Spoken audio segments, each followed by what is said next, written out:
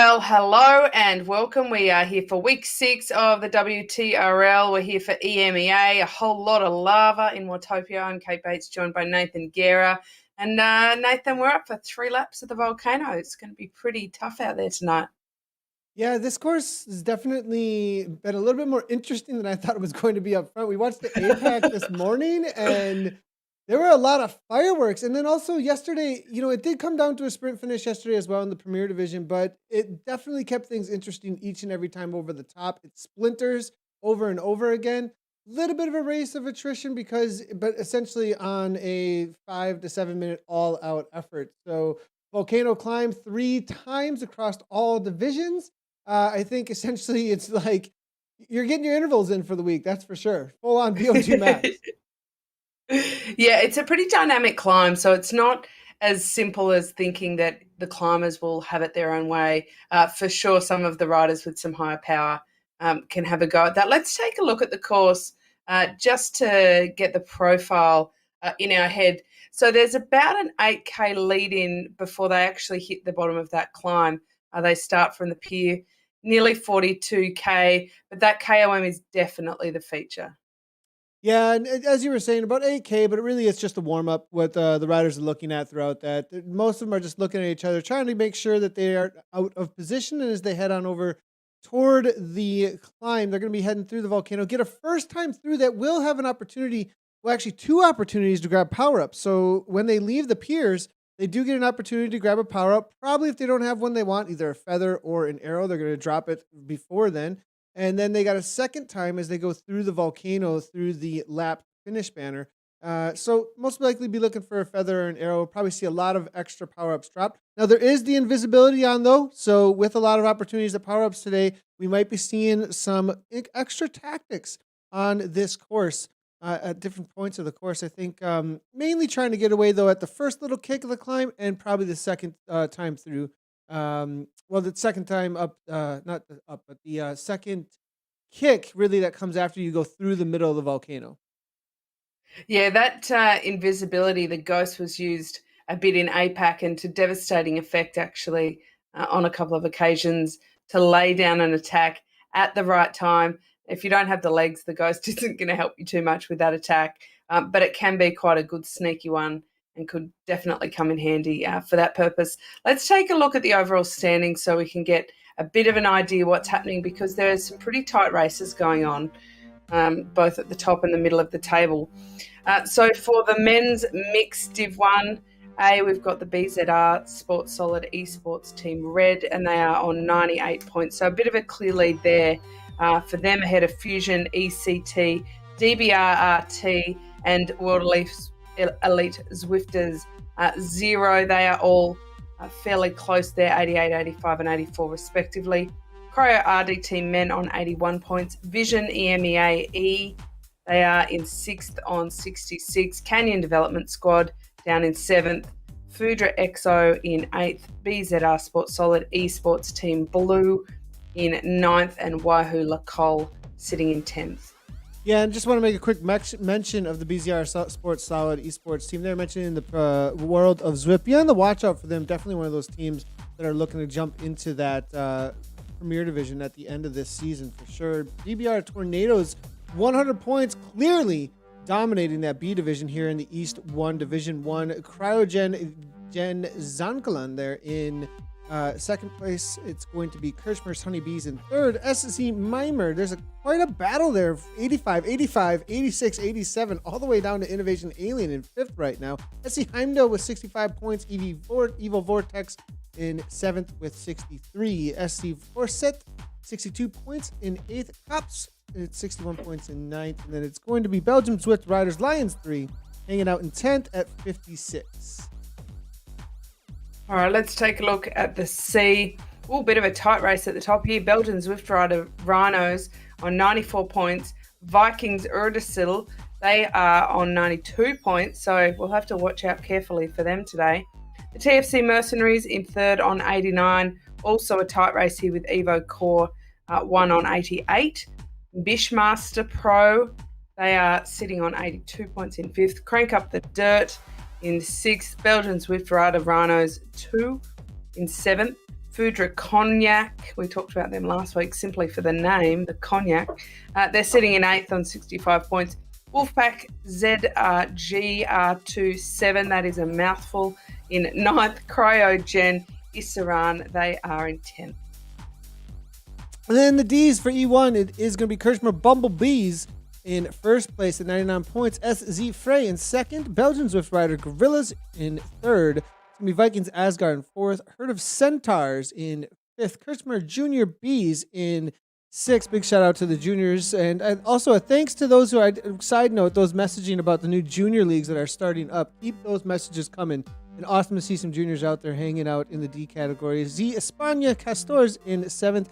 Cryogen Koppenberg in 8th. It's going to be Giant Hamden Holy Rollers in 9th. And then Zwift Scotland D2 in 10th place. The men are going to be jumping out onto their first climb, actually, Kate. So let's go ahead right on down to the images and see how things are playing out. We'll jump in with the women's standings as they do get out on course in about an hour from now. Yeah, well, there was a lot of action, APAC, certainly from the first kilometre, actually. They left the pens like... they had a bit of a mission ahead of them. So about 7.5K. So they're actually on the lower slopes of the climb already now. And we can see that top right of screen as well. It's about 3.5K up. It's pretty deceptive if you just look online and it says about a 3% average, because in fact it does kick up to about 10% in some bits. And it also flattens out in others. But what we've seen so far is that there haven't been so many attacks, but they've just really forced and increased that pace, and the peloton has really shrunk as a result. And I reckon that's what we can expect to see on this lap. But we've got a few little movements here, and especially in the orange. Look at that. Deacock is really pushing it there, but again, that chasing bunch is still fairly blobby, so he still needs to keep the pressure on if he wants to actually force a break here. This is really interesting to see, actually, Kate, because in this climb, a lot of times people take it easy up front, knowing that there's a couple of points to draft. You do have this initial kick. It's 4%, as you can see, pretty steadily here.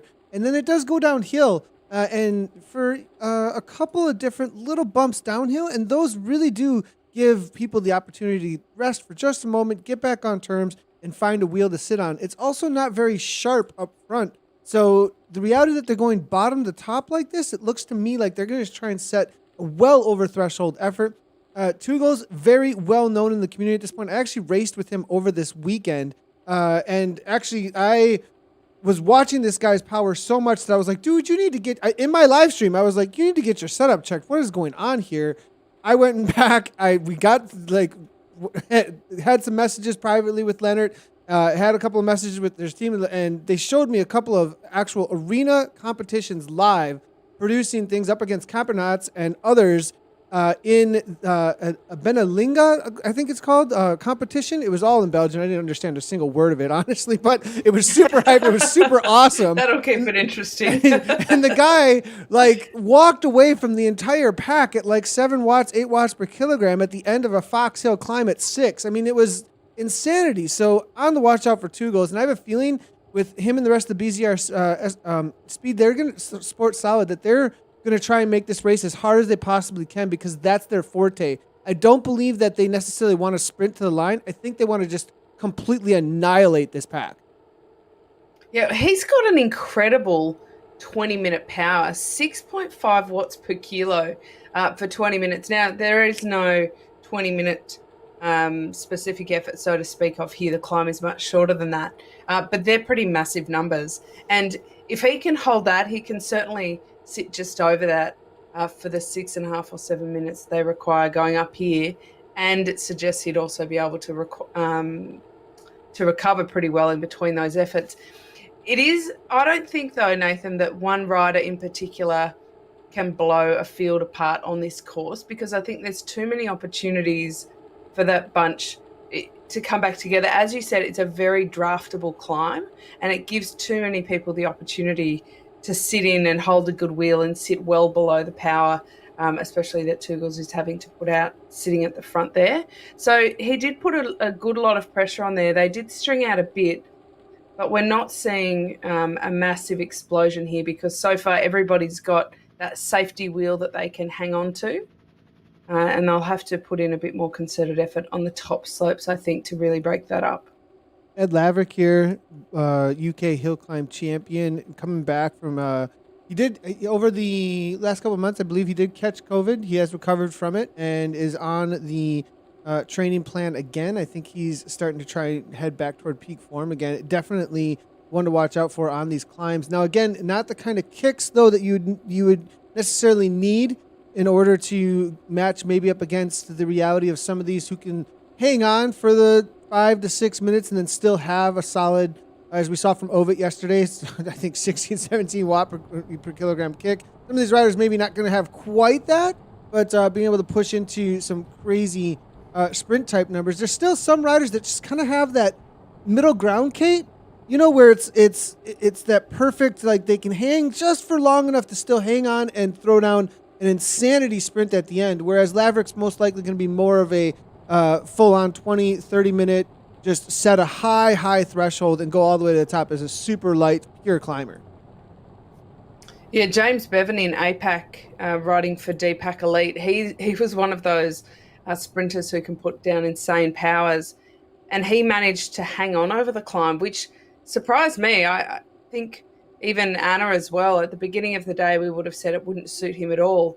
But it was an interesting flavour. I think the way they rode it allowed him to really take the most advantage out of that drafting effect so that he could just hold that wheel. If we look at the sprinters through here, really all they need to do is make sure they're on a safe wheel. And I think we could actually see a pretty reasonably sized bunch come to the finish here.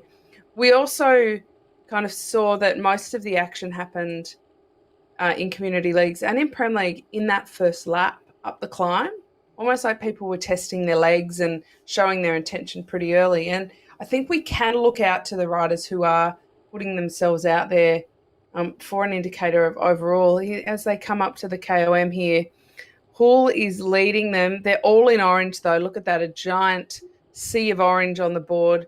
A few minor gaps open up, but a very big bunch will come back together over the top here. So nothing too dangerous there. But interestingly, Hull first over the line. Van Ruth looks like he's taken fastest segment. We'll take a look at that when we can to see how that ended up, because it's not just first over the line. Of course, it's also fastest segment for points over that KOM. Yeah, we will have some updated boards as well with fastest over the line as well as the fastest segment, which is great to see the work being put in by WTRL. That was quite the effort. And Eddie Uli here is definitely one of the riders out of South Africa to be on the watch out for, that still has a solid sprint. And really the rewarding is in the sprinters, I think, on this course. Not the pure all-out sprinters. Definitely you're not going to see, the likes of somebody who's, a Mark Cavendish or, a Greipel type kind of person. If I think about it in the world of Zwift racing, James Phillips, most likely, if they really put the efforts on, they're not going to be able to hang out. Bevan, like you said, yes, this morning, was very surprising that he was able to hang on to the end. Obviously, was able then to take down the sprint at the end. So if these riders are thinking specifically at BZRSP SD, they are at the top of the leaderboard currently. But the tactic I think, is going to be to try and break. Their tactic is going to be try and break the likes of Cryo RDT and some of these other teams out here that I think might just have a better sprint. As we saw going up against Leonard Tugos here, Uli, he had the better legs, and he might be able to do that if it does come down to the line after 3 laps over the top of this KOM. Well, interesting, isn't it, that he just chucked that feather power up down the climb, down the descent. That's not going to do him a lot of good down the descent. But they do have a chance to get others out on course, and so they do need to use them early if they're not favourable. We've got a ghost being dropped there. Now, we can see that being dropped, but the riders themselves cannot. They will just see a rider disappear. But when it is in use in game, it's kind of a good reminder that you have to keep a close eye on everybody around. If they just suddenly disappear, the best bet is that they are using their ghost and they're probably attacking as well. So you've got to keep an eye on that to make sure they don't just pop up 10 metres in front and give you something that you have to chase. A little bit of a chase here. It looks like here BZR now with a couple of riders off the back. Actually, Vision's here as well. Looks like the Canyon Dev squad with Kaminsky as in this chase. Just like the WZ rider saying, I'm not getting caught out here, boys. We need to put some work in now. Aero power up being dropped. 8.2 watts per kilogram real quick. 450. You know, through this section, this can get really dangerous. And Anna did make a point with you earlier that, and we saw it a couple of times where it was like 3 seconds. Oh yeah, it'll come back, no problem. But with how many riders that are up ahead there, I think you might trust a little bit too much with your depth perception. Oh yeah, it's coming back, no problem. And how quickly that pack can accelerate away again once those downhill sections get into that 4, 5, 6%. And you really still have to put in some solid digs and efforts to get back on terms. So we do see Helonen doing that. It looks like Lucas Versales is doing that as well from Team Experimental. But it was a close one here, I think, for this chase group trying to get back on terms. I think they're going to make it a solid 50 plus though at this point, rather than round 40 riders. Yeah, it is a very big group, but you're right. Little gaps can turn into big gaps pretty quickly. It's like that elastic band that snaps if you're not really conscious of making the effort to bring it back on. It is, I think there is about 50, 60 riders, but it is still very reduced from the 98 odd that were at the bottom of the climb altogether there. So it has made a bit of an impact. It's almost like the reverse attack, I think, where instead of watching people go off the front, you actually just watch people go off the back. So if you're only monitoring the front of the pack, you think there's not a lot of action happening. But from the back, it's quite a different story. So let's take a look at those segment points there. Oh my goodness. So this is crazy. The totals here, Anna. I mean, excuse me, Anna. Kate. It's early in the morning. You need a coffee, Nathan. I need a coffee. For sure. All right, I'm on it. Go ahead there. Go ahead, Kate. Well, Eddie Hooley, he was first over the line. We can see that with the 10 points. But Jim Van Ruth, fastest segment time there.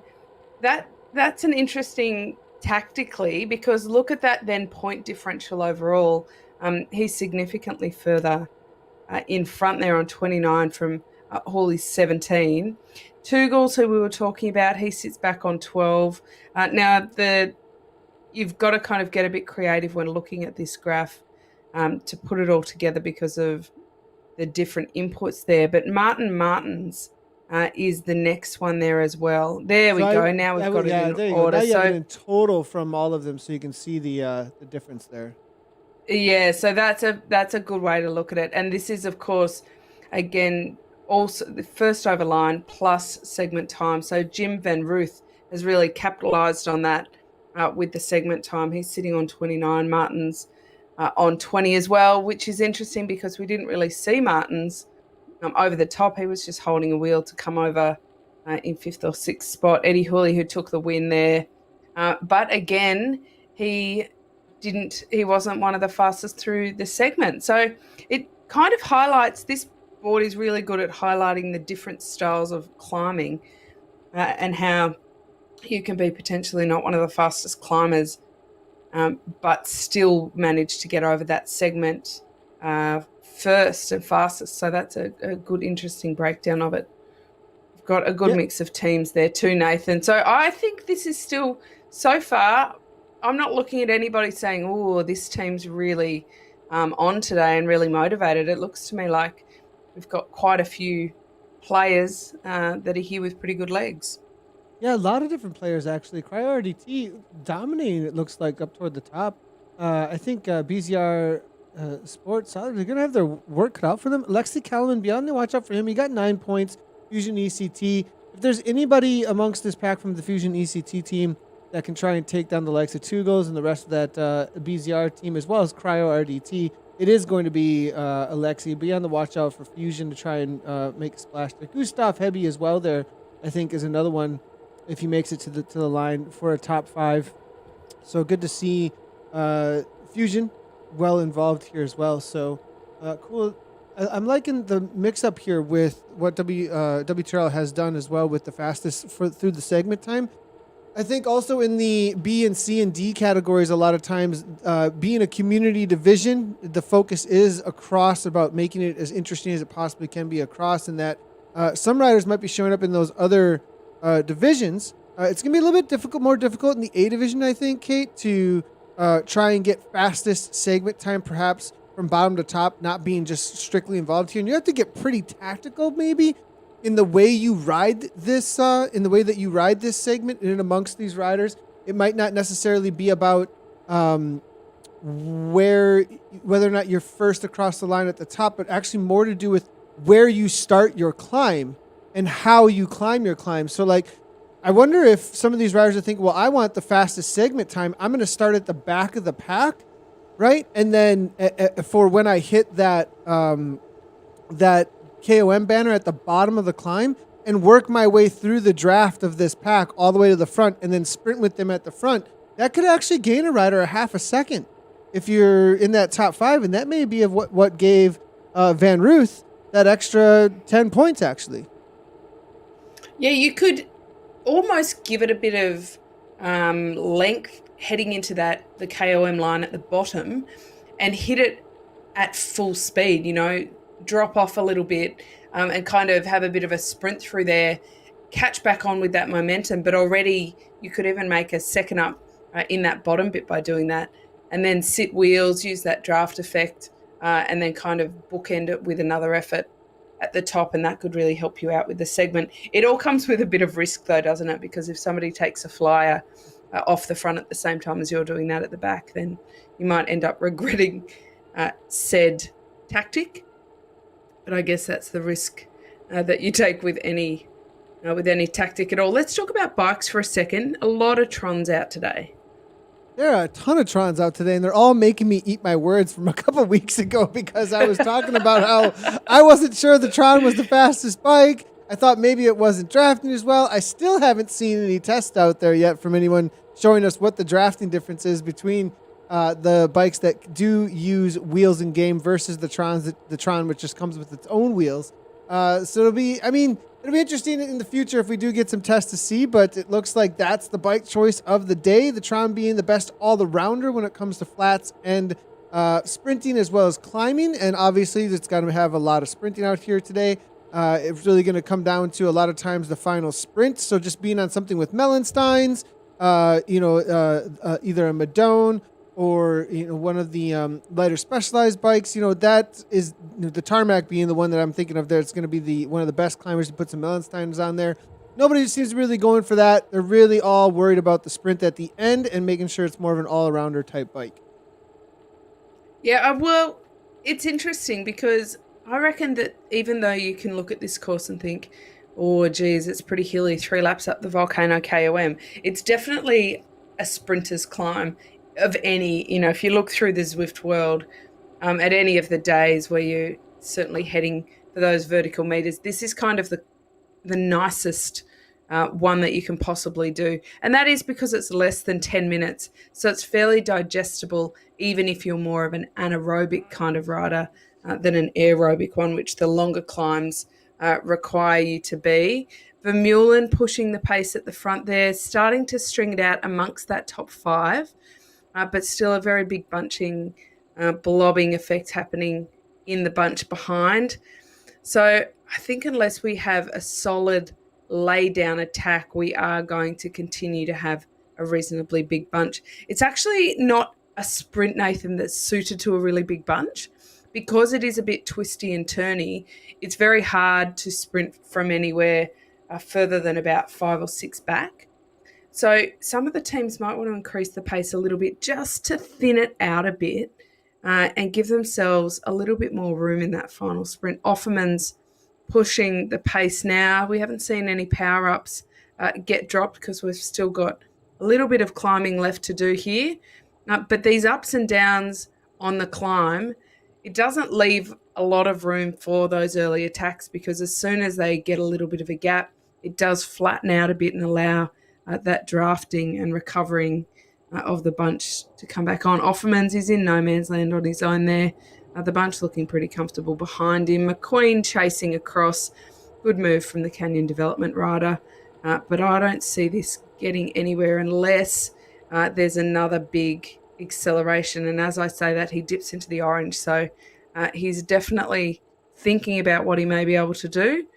But look at this, they're going to roll all back together. Slightly wasted effort there from Offermans. And the bunch, they're kind of looking at each other at this stage, Nathan. Yeah, I feel like as much as an avatar can. I feel like there's these little slingshots happening right now that are trying to test the waters of whether or not they can get a little bit of gap off the front, and over again, it just gets within that 5 meters. If you are looking at the bottom of the screen here, they're a little bit bunched up, but if we were with a rider that was off the front for a moment, maybe Vermillion will help us out for a second here, give an idea. If we do go to this first person point of view, he does see at the bottom of the screen, everyone's over 5 meters, 11 meters, 12 meters, 13 meters. So now he knows there is no draft on him. He's fully secure to put in as much effort as he wants without any other riders getting any benefit. Hanny's going to be chasing it down. He is going to be the rider that's giving everybody else the draft at this point. Now it's going to be Amontio now making the way to the front. But it looks like Vermillion's extremely motivated. And I think they've kind of charged him with that job.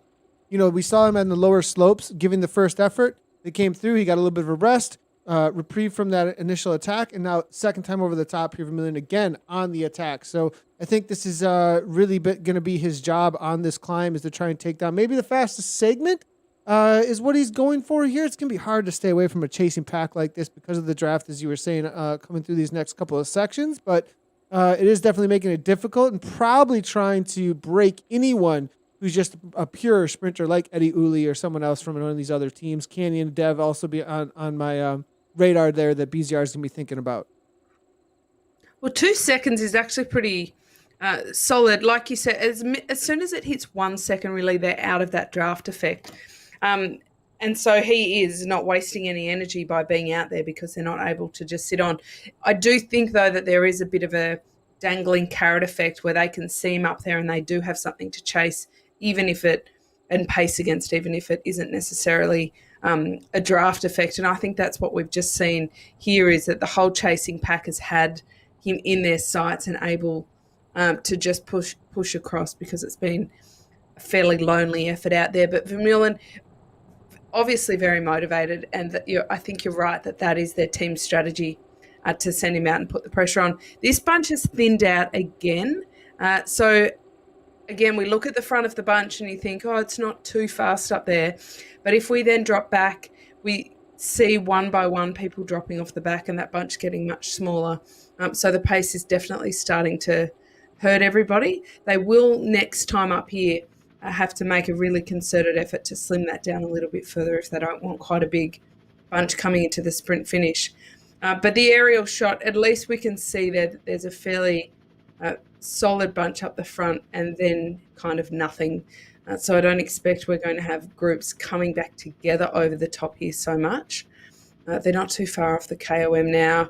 I think we'll see a big effort over the top of the KOM. And Vermeulen, I'll be interested to see his segment time. Now this is where the action's happening, all those power-ups getting dropped. Ed Laverick going for it, Van Alst now. And they come through that KOM. I think it's Van Alst on the front there. Uni and Tugels, they were neck and neck, it looked like there. Van Ruth was there as well. Locke, Van Alst perhaps, but I think Van Alst maybe a couple of backs. We'll have to wait for the segments to come on through. But I wanted to speak a little bit to the danger through this section. You can find yourself in a horrible position because you never know if it's going to stick or not on this climb. You know, there's enough riders up ahead at this point that it could stay away, especially if this ends up being like 2 or 3 different packs.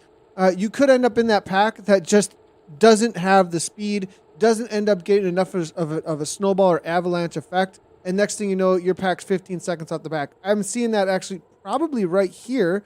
Perhaps if they do not get organized very quickly, big orange numbers on any kind of flat sections, get into some good super tucks right here. Everybody else ahead in that group that they're trying to chase, they're all super tucking as well. They're chasing the group that's ahead of them. This just continues on to build speed and build speed.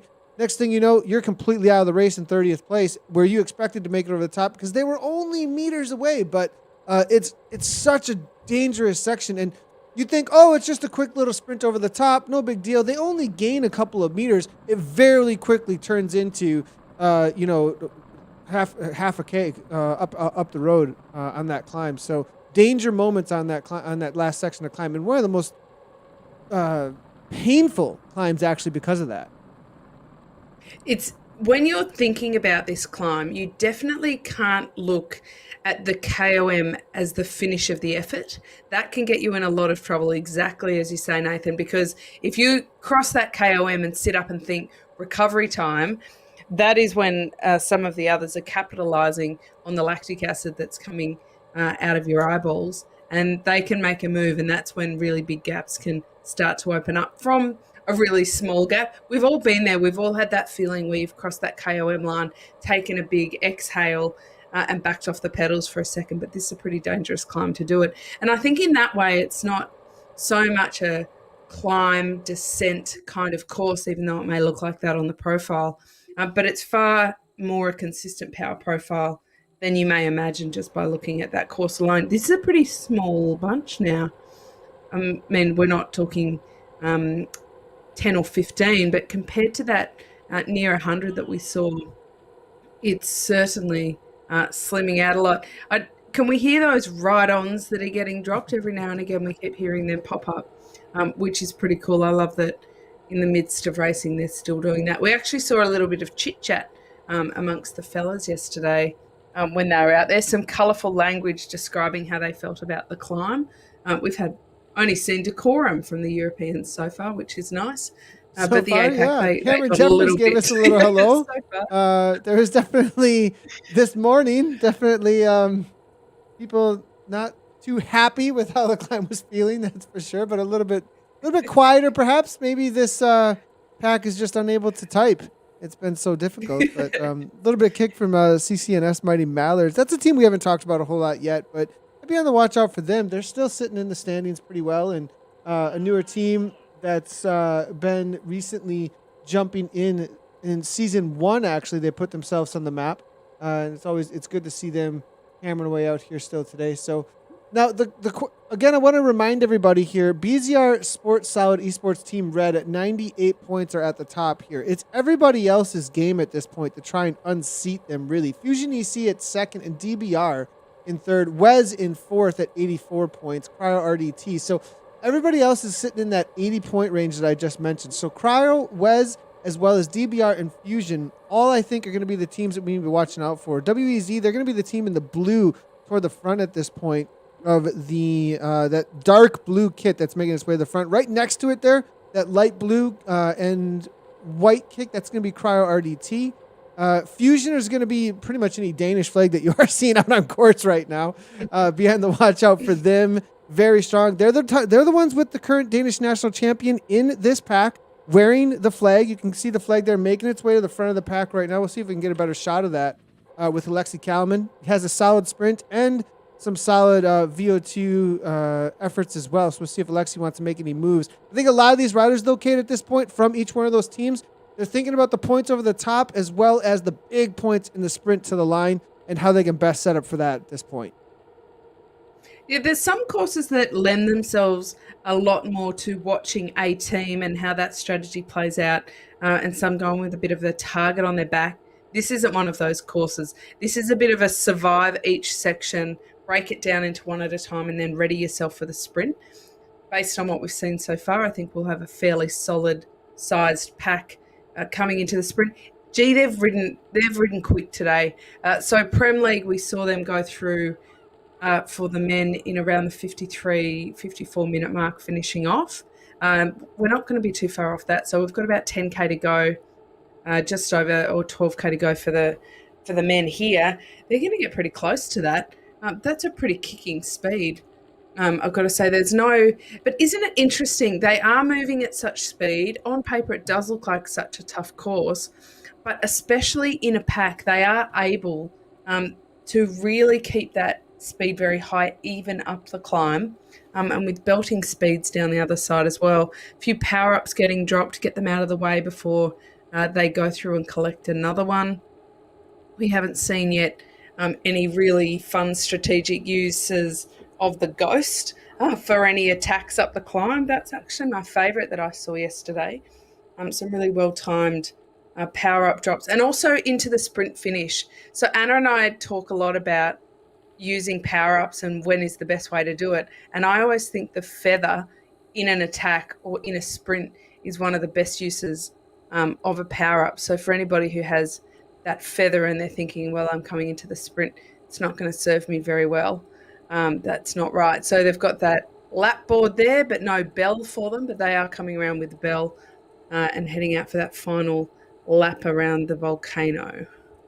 Yeah, and real quickly on that it's a two-tier climb into the finish. Actually, it is an uphill sprint, interesting enough. So a lot of times, yesterday we saw this Kristen Kolchinski actually in the women's race. We've seen it also in the men's race. There was a couple of early attacks in that first tier. We saw it in APAC as well. A lot of riders trying to get away on that first tier. I don't think it succeeded once though. It's just the reality that a lot of the riders, they're going to build a huge amount of momentum kicking over the top of that first tier. A lot of orange numbers through there. Everybody kind of sits up and looks at them. They carry that momentum through onto the flat, snowballs into the flat section, and the second kick from the bottom of the climb into the sprint finish. It's a, well, I want to call it a climb bump into the sprint finish. That's really where the race is won. A lot of power ups are going to be thrown there for the race winning move. Arrow power up from the bottom of that flatter section into that climb into the finish line.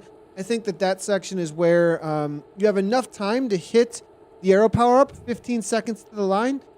Same thing with the feather. It's a great way. A little bit different though with the feather because the burst of speed you'll get from the watts per kilogram.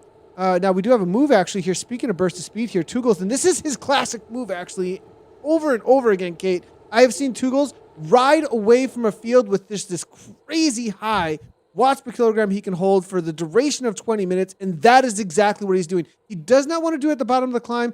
He wants to make it just that little bit longer, get to the bottom of the climb with some distance with a teammate. This will be dangerous, and this is going to make the pack hurt because if they have to continue to jump across, get the heart rates really high from here on out, that is going to make everybody in the red before they even hit a 5 to 6 minute climb.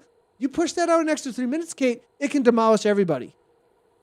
Yeah, really solid move by Verhaal, and to have Tugels across and joining is also a very smart move. I note that Hooley is the next one that's kind of coming across, but there's still a good 2-second gap, which is quite a long way. I wonder what's happened here. It looks like Tugels has just powered through there, made a move over the top. Now this come is really with me, smart. mate. Like maybe there's a launch pad. I mean, come on, pay attention. This is the really strategic kind of attack through a section where everybody, even mentally, is thinking, okay, chill out, relax, we'll get ready for the next climb. Not a lot's going to happen through here. And that complacency is the perfect opportunity to attack. So we're seeing a bit of a mastermind move here by Tugels, and tough. And based on his numbers, he is the kind of rider that maybe in a 40-kilometre race, when he starts attacking, he knows it may take 3, 4, 5 different moves before one sticks, but he has the fortitude to be able to do that. And this is a very dangerous move. Heading onto the slopes, already with a 2-second lead, the bunch is going to have to really start splitting apart to bring this back, I think, even though, and we can see it, it looks like it's not too big a gap. So you might look at that and think, he's got it safe. But look at that back of the bunch is already really starting to split and splinter. So he's done a lot of damage. Even as he gets caught now, it won't be too long before another move goes. He's going to in the back though immediately. Look at him. Yeah, I think he's got the effort probably. Kind of move there. Yeah. Oh, it looks like he's got the effort though. 6 watts per kilogram. Yeah, no problem there. Kalman's right alongside him there. You know who might be licking his chops here at this point, thinking, okay, everybody's heart rates, they came into the bottom of the climb at 170s. Nobody was resting at all. I was looking through a lot of these heart rates, and everybody was already at threshold, it looks like. And I saw Laverick, I think, really thinking, okay, everybody's already hurt, and maybe we can give a little bit of something, but he's up in the 183s here.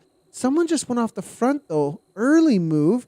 And it's a counter from the teammate Offerman's. Perfect move here by BZR. That is smart bike racing. Offerman's, that gap's opened very quickly, hasn't it? 4 seconds, 3 seconds back to Van Ruth. This is a very, very smart move by them. And he caught them a bit unawares. In fact, he caught us a bit unawares, Nathan, because we were chatting about what the pack was doing, and all of a sudden this gap opened up very, very quickly. So that was very well done. 6 seconds he's out to now. Okay, this is beyond danger territory. If that bunch doesn't start getting organised, I think he might be able to hold this off. We've got to think not just of the KOM that is coming up, but also they're within 10 kilometres of the finish now. Their heart rates are all pretty high. They're not going, the expectation has to be that the heart rate will not drop again before that finish. There will not be any chance for recovery at all. Aquino is leading the charge from that bunch, but they're going to have to get a bit more organised from this if they want to pull that back. 7 seconds up to that break now. He's almost out of sight. Yeah, already around the corner into the cave and the little reprieve that they do get through the volcano here for just a moment. And Uli now 5.2. And it was so perfect by Offermans and the rest of BZR because Tugels is the danger man, right? At least that's what they're thinking. They're thinking, oh, Tugels, watch out for Tugels, wait for Tugels' move.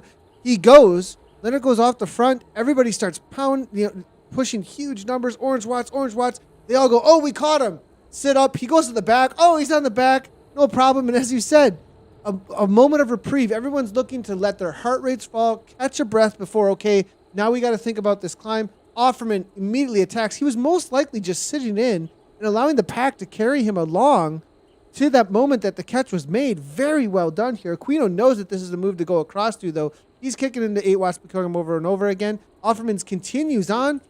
It's this rubber banding effect of a break like this. It can put a little bit of damper in your motivation. You can start questioning what you've done.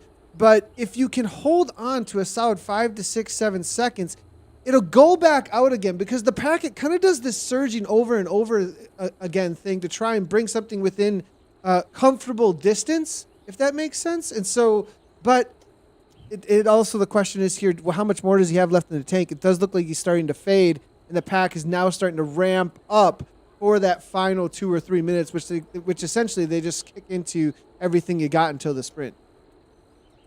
Yeah, they can see that almost carrot dangling in front of them. Aquino now going over to Offermans.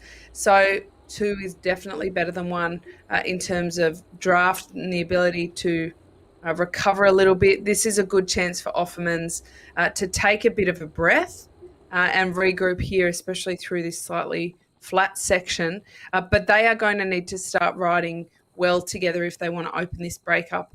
Again, because the bunch is almost playing with them here. They're just sitting far enough back that the 2 riders keep pushing on, but they're not opening that gap too much at all, still around the 6, 7 second mark. If they get that to 10, I'm willing to say that the bunch has lost their momentum and their willingness to chase. So this is a pretty vital, crucial next couple of 100 metres up here as it starts to kick back up again towards that KOM.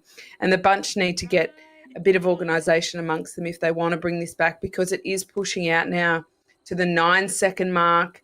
So this is where I think the danger has begun. Offermans, he's suffering a little bit behind Aquino to hold that wheel. He just needs to hang on. If they can get over the top here together, then they'll make a very formidable breakaway pairing, I think. But Offermans is definitely in the red zone. If we look at his heart rate, you might think that he's sitting quite comfortably, but we need to remember that everybody's metrics look a little bit different because Aquino, look at this. I think he needs Offermans. I think he needs Offermans, though. But, I mean, it might not be enough here because we do see the ramp up here. We do see Notov here now. DBR, 11 watts per kilogram. This is the kick. And if Aquino wants to stay away for the duration all the way through, he does need to just go at this point because now Offerman's fading. He may get second over the line still. Aquino does take the points. Now Offerman's going to be caught by Van Ruth, it looks like. Over the line, Van Ruth takes it down. Norfed's going to be Hesgard, and then Tugels. Will there be a split? Will they bring back Aquino? Will WEZ walk away with this one, I think is the next question. Yeah, I think that Van Ruth just put a bit of a nail in the old breakaway coffin for Aquino there, which is disappointing because Aquino made a good move. He did make the perfect move there in terms of Vermeulen wants to make something happen here. Yeah, this is an interesting move, isn't it? I mean, for an arrow power up at that point, that should have been saved for a sprint. That is an all out move. Because what else is he thinking there, right, Kate? Like, your arrow power up is the most powerful sprinting mechanism in the game, and he just used it after the line. Yeah. So obviously he just got it or was saving it for that moment. Well, and then this is what we've spoken about in twofold. He's a very good student here. He's listening up. Firstly, that this is a big danger point, that is the moment where everybody takes a bit of a breather and they just soft pedal, even for a couple of meters, can be a great opportunity to attack. And also the old principle of attack when you're hurting, because then everybody else is hurting too. So I think Vermeulen's actually gone very good timing on that. I don't know that it's enough given how fast this descent can be when you are in a pack. And we can see them just behind. Aquino has managed to duck back on. And look, he made a very good move over the top there. So he does deserve to still be out in front to a degree. But Van Roth, now where's he? Because Jim Van Ruth, he made the big move over the top there in terms of making up places. He does have the fastest through segment time thus far. So it looks like he's got the best volcano climbing legs today. But he's back in that pack now. The gap, 3-4 seconds. That's not going to be enough to keep them away, I don't think, not with these speeds down here. So let's take a look at those segment points. So we've got first over the line and fastest through segment. Fastest through segment, of course, is just a one-off. The others happen 3 times. But Jim Van Ruth is still sitting at the top there with a massive lead, I might add, because he's not only got the fastest through, but also the first over the line. Eddie Hooley in second. Martin Martins also on 27 points, sitting in second there. Dennis Locke, and back to Morten Nortoft. So we've got quite a lot of people who've taken points, which is interesting. No dominant force, so to speak, except Van Ruth, who you wouldn't, if you're just watching and you're not considering the fastest through segment, you wouldn't say that he's the dominant one out there. But that's, again, a pretty tactical way to dominate the points without being too overt about it, without being too showy and letting everybody know that you've got really good legs. People have to be watching the stream or really paying attention to even notice that at this point. I think that's actually a pretty savvy way to do it. He's definitely figured something out there. I mean, obviously he knows what he's doing. When I think he's perfectly timing when he goes across that King of the Mountain banner at the bottom of the hill, and then attacking out of the pack to get the fastest time he possibly can. So knowing that it's more about the fastest time over the top and not the first across the line. Eddie Uli, though, here as you do see 27, and then you're seeing it looks like Martin's also having some solid efforts there with some of the first across the line obviously being the focus there, as well as fastest time. Now, interesting to see, we're about to head into the sprint. We've only got a couple of K left to go. They did catch the 2 off the front. It is a little bit of a roll of the dice as to how much effort the rest of the pack have wanted to put in over the top of the climb.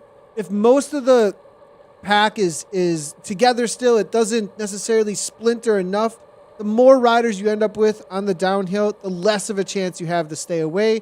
You roll the dice. Is it going to be a chase group of 5? If it was a chase group of 5 or 10, those 2 might have had a chance. We've got a chase group of up to 27, I think, at this point. Maybe even more, 40. I'm seeing 40, actually. That's just too many, and the catch is made.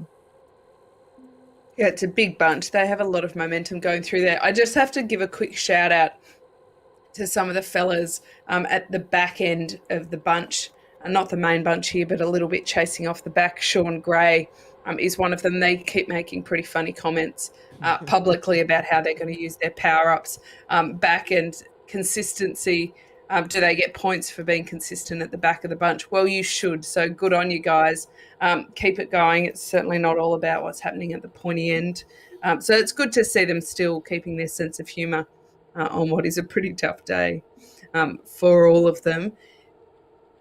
This is a pretty vital moment in terms of, we spoke about this, that you don't want to sit back and take a bit of rest and recover, because that's a real danger time for attack. So as they do come into this sprint, they've got to be pretty diligent. Tugels, I think we just saw moving up there. Gee, he really likes to be in the action today. So maybe a bit of a late flyer. Amancio on the move. World Elite Zwifters opening ever so slight 1 second gap. I don't think that this is a really great time to make that break. We talked about that earlier in this 2-tier climb. But Hooley on the move early. This is an early Am move. I going to eat my words? Right. You might be a bit wrong in your summation of the sprint chances here, Nathan, because this is a pretty solid gap. 2 seconds. I don't think they'll be able to bring this back. No, Tugos is trying to do something here. 12 watts per kilogram. But Eddie Uli says, Nathan, you have no clue what you're talking about. I have commentated this specific sprint so many times, and rarely do you ever see it. Eddie Uli walks away with it. Tugos to the line. Nope, not going to happen. Gets swarmed by De Roos, Van Elst, and then Northoft, it looks like. But, wow, Uli, what a kick coming from Ed. Well, damn, that was impressive, wasn't it? And possibly slightly unexpected, given our assumption that it was nigh on impossible to do that at that section of the climb. But that was a really, really good move, and it happened just over the top of what we thought was probably a slightly wasted effort. He dropped the power up, he accelerated to the max, opened a couple of second gap. That was really well done. I think that he might nearly come out on top overall with the points there, perhaps ahead of Van Ruth, depending on where he finished at the end there, because he got a lot of points intermediate as well. Yeah, looking at this, it was Wes off the front there for a moment. Eddie Uli comes through at 14 watts. Well, that's what you have to do, Kate. You just have to throw down 16 watts per kilogram from bottom to the top. Then, on top of it, though, and that's what I think really put the nail in the coffin, the aero power up as soon as it went to 0% gradient in order to open the gap up even more.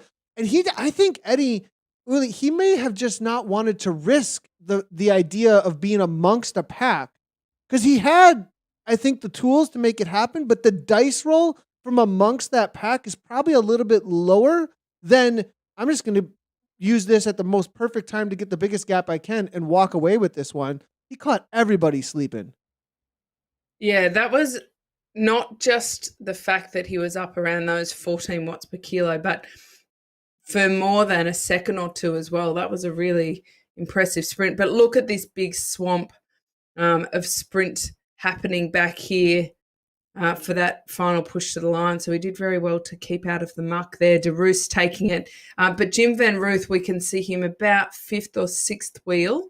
So he might just take the overall points. Yeah. And again, we say that this isn't so much a climber's course, despite the horrendous profile and how intimidating it might be. The fact that we had pretty similar results over the KOM and also in that sprint finish goes to show that it is definitely one for the power riders. So for anybody who's just warming up and thinking they have to prep themselves for today, the power riders are certainly the one it seems to favour so far. We are waiting for the women to get started out on course. 3:41 to the start of them. We are looking for a few of the B riders as well to try and jump in with them. We do like to try and cover across all the categories as best as we possibly can. A lot of action, though, on this course, and a lot of racing that is going on in the Europe, Middle East, and Africa Division 1. Now, this is going to be, we are in the last couple of weeks here, so we're trying to focus in on those that are going to be going into the Premier Division when it comes to the which ones we are covering across, because there are obviously going to be East 1, East 2, across the Division 1, 2, 3, 4, 5, 6, all the way out to 8. So as far as the selection goes for coverage, just so everybody knows, we are getting into those final selection weeks and trying to focus in a little bit throughout those. But women, 2:57 to go, and some of the fastest. A lot of chatter going on, it looks like, amongst the women here. Yeah, they are quite chatty. They're talking about Christmas and winning the lottery. You know what I'd do if I won the lottery. It's interesting, I think, how relaxed a lot of the women doing are. That now, Kate. Then I don't know, are we going to be hanging out talking anymore? Kate wins the lottery. Yeah. I might just buy Zwift Community Live, Nathan, and then I become your boss. See, that sounds fun. Flip that around. Oh No, boy. but it is cool how much they chat on the start line. My experience with especially the community of women, is that the amount that they chit chat and use it as a social outlet is quite phenomenal. And then mid conversation, they'll lay down these incredible watts, and you'll be like, "What? Is there somebody typing there for you? How are they even doing this?" Which actually, I wanted to say in that sprint finish that I think that Hawley may have had somebody pressing the power up button there, because that was one of the most beautifully timed executions of a power up mid sprint. So to be able to press that button while sprinting at 14 watts per kilo, if he did that on his own, then I think he should get some extra bonus points for that effort. Did we just see? There was an attack off the front in the speed category here. We are jumping in with the bees real quick. He was caught. So this came out. This was a rider who was off the front, Van Prague actually. Then there was invisibility, I think, from Langer here, and then Overgaard here from DBR is just kind of keeping things under wraps here at the front end before we head into the final K here right now. Now a little bit of invisibility power up. Yeah, Kate, I think Eddie, he may have a setup where there's a keyboard right in front of him, perhaps trying to mess around with the phone, all sweaty like that, and hitting them perfect timing. having like, you need a Swan Yor just for that, like just to be hanging out there to take care of everything for you with your power up. So yeah, definitely well timed. Wouldn't it? I think that Lorenzen might have gotten a bit of motivation there from Hawley, but it's going to be a very different sprint here. They're over that first tier. And they are still together, so don't go too early. The riders that hit out too early through this section tend to get swamped at the end as they gain a bit of momentum up that second little kicker. So big bunch here. This is where power-ups are going to come into action as they open up that sprint. The power-ups get dropped. Oh, a lot of yellow, a lot of 14 watts per kilo from Sanjath here.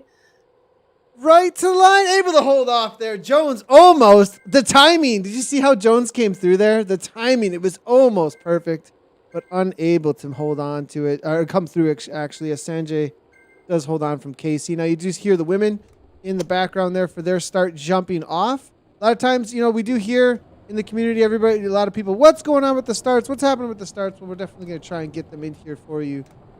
So that you can see how things do play out right from the get-go. Now, this is going to be one of the most competitive women's fields amongst the community in Zwift. This is where we will be having the selection for Premier Division coming out of the European. European, there's no East or West, so just European divisions for the women here. As it is going to be Beast Mode, Bristol Flyers, Socks for Watts, Fearless are in here. A lot of the top women teams. Sisu, I Raced Like a Girl, BRT, Canyon Development Team. I mean, Draft is in here. I believe Turbo is in here as well. So top. Her Madsen, watch out for her when it comes down to a sprint. Cassie Baldy on the climbs. Rachel Elliott's going to be in here. Kind of a who's who of the last 5 years of Zwift racing. And a lot of recruitment that's been going on amongst these teams as well coming into this season too. Yeah, it's a pretty stacked field, isn't it? And when we look at teams like Canyon Development, we talk a lot about teams wanting to go up to the Premier League. Canyon Development, of course, they've got a team in Premier League in just the Canyon team. But these riders, this is kind of their chance to audition for it, if you will. So there's still a lot on the line for them, even if their teams aren't necessarily going to progress. Now, let's take a look at the league standings. Project Beast Mode. We've seen the men over in APAC and the damage they've done. But the women, look at this, quite a dominating performance so far. 9 points ahead of Turbo. Socks for Watts, love their kit and love their socks. They are sitting in third on 88 points. The BRT Atomic Kittens in fourth. Aeonian RT in fifth. Cryogen Stelvio, beautiful climb, in sixth. Bristol Flyers in seventh. Socks for Watts, Polka Dot Bombs back, then Zed Sunrise and Draft rounding out that top 10. But on all, there wouldn't be, especially in that top five, if they had a particularly dominant day on the mountain here at the KOM, we wouldn't be too surprised, because even though you can look at those points and think Beast Mode is certainly pretty dominant, if we break it down to individual riders, This will be quite an open race. There will be a lot of jostling, and we can see that. I love how the avatars kind of look like they're going a few little headbutts in there and elbow to elbow. But it is an important run into the bottom of that climb, because once they hit up the slopes, position is everything, especially if they're going to attack. So beast mode, we can see them there in the all orange. So they coordinate very well, and they're the ones on the top of the table and the ones to watch. But everyone will be watching them, and that's the thing. When you are leading, it puts a bit of a target on your back. Dare Taylor. This is not a name I'm super familiar with, actually. 449 on our rank, so not super high up in the rankings for Zwift. I'm wondering if this is a new pickup for the Socks for Watts team in this division, coming out of Ireland. I'm looking through for the Zwift Power. Zwift Power is taking a little while to load, so I'll try and get some more information here, as well as Gemma Sargent, Helen Jackson. Jane Despa's definitely a name that I'm familiar with there as well. It looks like today is Leah Thorvalson riding for Socks for Watts out here today. I have to double check and see what's happening through there. I believe she is. Louise Hart is out here. I do believe they have two separate teams that are both riding within. I mean, there's a lot of Socks Watts kits. You can see the unicorns here. This is going to be with the Arrow AF on the back there. Socks for Watts, unicorn on a Tron bike. I didn't really realize that until I saw that is a Tron bike. It is now. It is. Yeah. I was this minute old when I realized that there's a unicorn on a Tron bike. I'm liking the design as well, with the interesting, the hat and the hair going on there. I mean, everything about this is absolutely community feel, at the same time very, very cool. So I'm loving it. Yeah, they've certainly nailed the kit. Socks for Watts. I just love the name, actually. We can talk all day about sock length and sock design and the importance of it. Possibly how many watts are they getting out of these socks is the question that they currently have. Are they all wearing the same right now? I mean, they're saying they get the watts from the socks here, so we're gonna have to definitely do some analyzation of what kind of socks they're using. We'll wait until the climb and they start to separate out a little bit, so we can actually see these socks. Well, I like that they've got a lot of depth across their different teams. It really, I think, pushes the riders to improve from every angle, not only just physically and purely the amount of watts they're putting out, but also racecraft as well, comfort within the game. We notice beast mode is an interesting one, because certainly the men in the APAC, they've got the horsepower. There's no doubt about that. But it does seem that they're fairly new to the Zwift world and the Zwift craft. And so it's taken them a few races, I think, to really catch up with that. The women's team, on the other hand, seem to be a little bit more experienced in the virtual world, as well as having the on-road credentials as well. And that is giving them a bit of an advantage overall in this league. So far, a bit of a move happening off the front here, out of the seat. The bunch isn't reacting. Garcia for Canyon Development, she's certainly honing her racecraft. Now, they are just heading onto the slopes of the volcano now for their first lap up the climb. It's still a couple of kilometres before they really start to climb in earnest. So possibly not one of the best moments for an attack. Leah Thorvalson there. You're a competitor with the hobnobs. Yeah, that we were talking about. Well, we got to organize that next week. We got to get it next week. It's happening.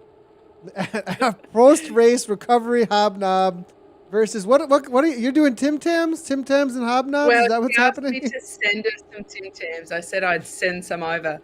So as long as American Customs don't get any knots in their knickers about getting Tim Tams from Australia, then she should get some of those in her postbox. Quick little look here. Daniela Garcia, Canyon Dev, I think a little bit newer. One of the cool things about these newer teams that have shown up in this second season, especially with what Canyon is doing with this development team, is they are onboarding riders to the platform, getting a lot of publicity around those riders, giving them some opportunity to really show what they're worth. It does look like according to Zwift Power, Daniela Garcia, really her focus has been in on this race series. She, back in May of 2020, she jumped onto the platform. Not a whole lot going on up until though this racing season actually. She did do some of the, just looks like some races here and there. Not really any kind of focus until the Zwift Racing League. So really cool to see what Canyon's doing with this rider, and a little bit of a dig off the front, seeing what she's got. Liking to see her aggression amongst some of the best racers in the world when it comes to the women's field.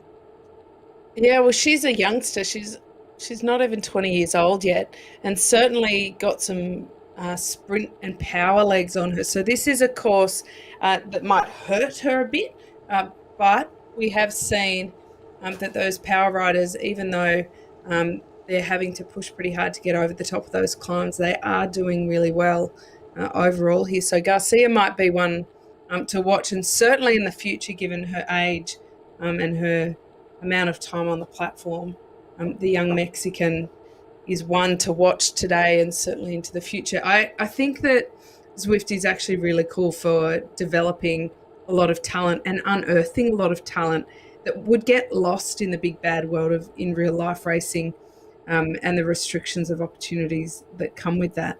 But it's a bit more of a chance for anybody who can jump on a bike and have an internet connection with a trainer to get involved. I love that. I think it's something quite unique about this esport racing world, and I reckon that we'll unearth quite some gems of the cycling future by this platform. Looking through, the different walks of life that come together is also what's really cool, I think, about the reality of Zwift. You've got new juniors, U23s coming in, as you were saying here, racing amongst some of the best in the world. When it comes to professional riders, we've seen a couple of UCI pros jerseys in amongst this field. Olivia Barrow is one that came to mind, as we do see her rising for Turbo out here. And then you've got the Dirt Mert team types that are hanging out with the kiddos, hammering away. That's our crew, Kate, as we're looking to try and get our workouts in and still race competitively out here as well, which is pretty awesome to see. And it's, you get the breadth of everything that is cycling in the competitive world and everybody that can participate. And also the opportunity that there is a reality that there really wouldn't be a ton of opportunity without really pressing life to its maximum ability of what you could fit into your life to be able to race at any kind of serious elite level with a family, and so the reality of the opportunity that's provided here is pretty awesome to see amongst the men's and the women's field. But always cool to see all of the moms that are hanging out and hammering amongst this crowd for sure. It's definitely one of the highlights I like about the women's racing. Now we do see Elliott making her way to the front though. Project Beast Mode immediately on that. We do see the orange and light blue kits for the front. It does look like it's going to be BRT following that alongside of Turbo, Priority T, Z-Sun, all involved, RCC. It's all the big names, all the teams here. They see Elliott hit the front and immediately are on that. Which, of course, Beast Mode, they're the current leaders here. But Elliott, I think, wants to make things difficult. Given what Beast Mode have done to date, they definitely have a bit of a target on their backs insofar as the teams will have discussed strategically. If they move, you make sure you react. You don't just let even a 2-3 second gap open up.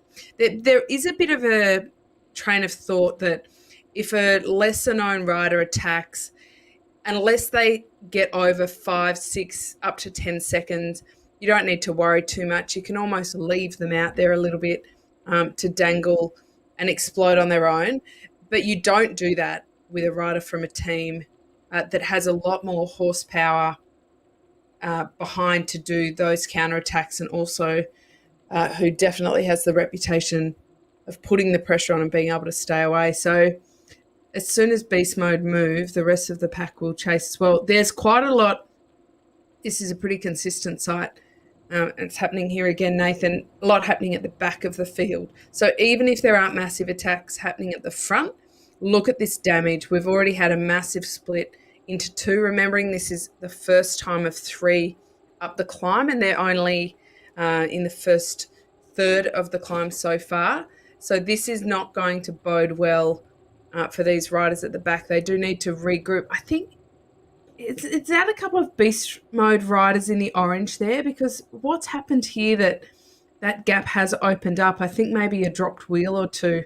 Just goes to show the danger. You really have to pay attention to any wheel at all. And it is a couple of beast mode riders.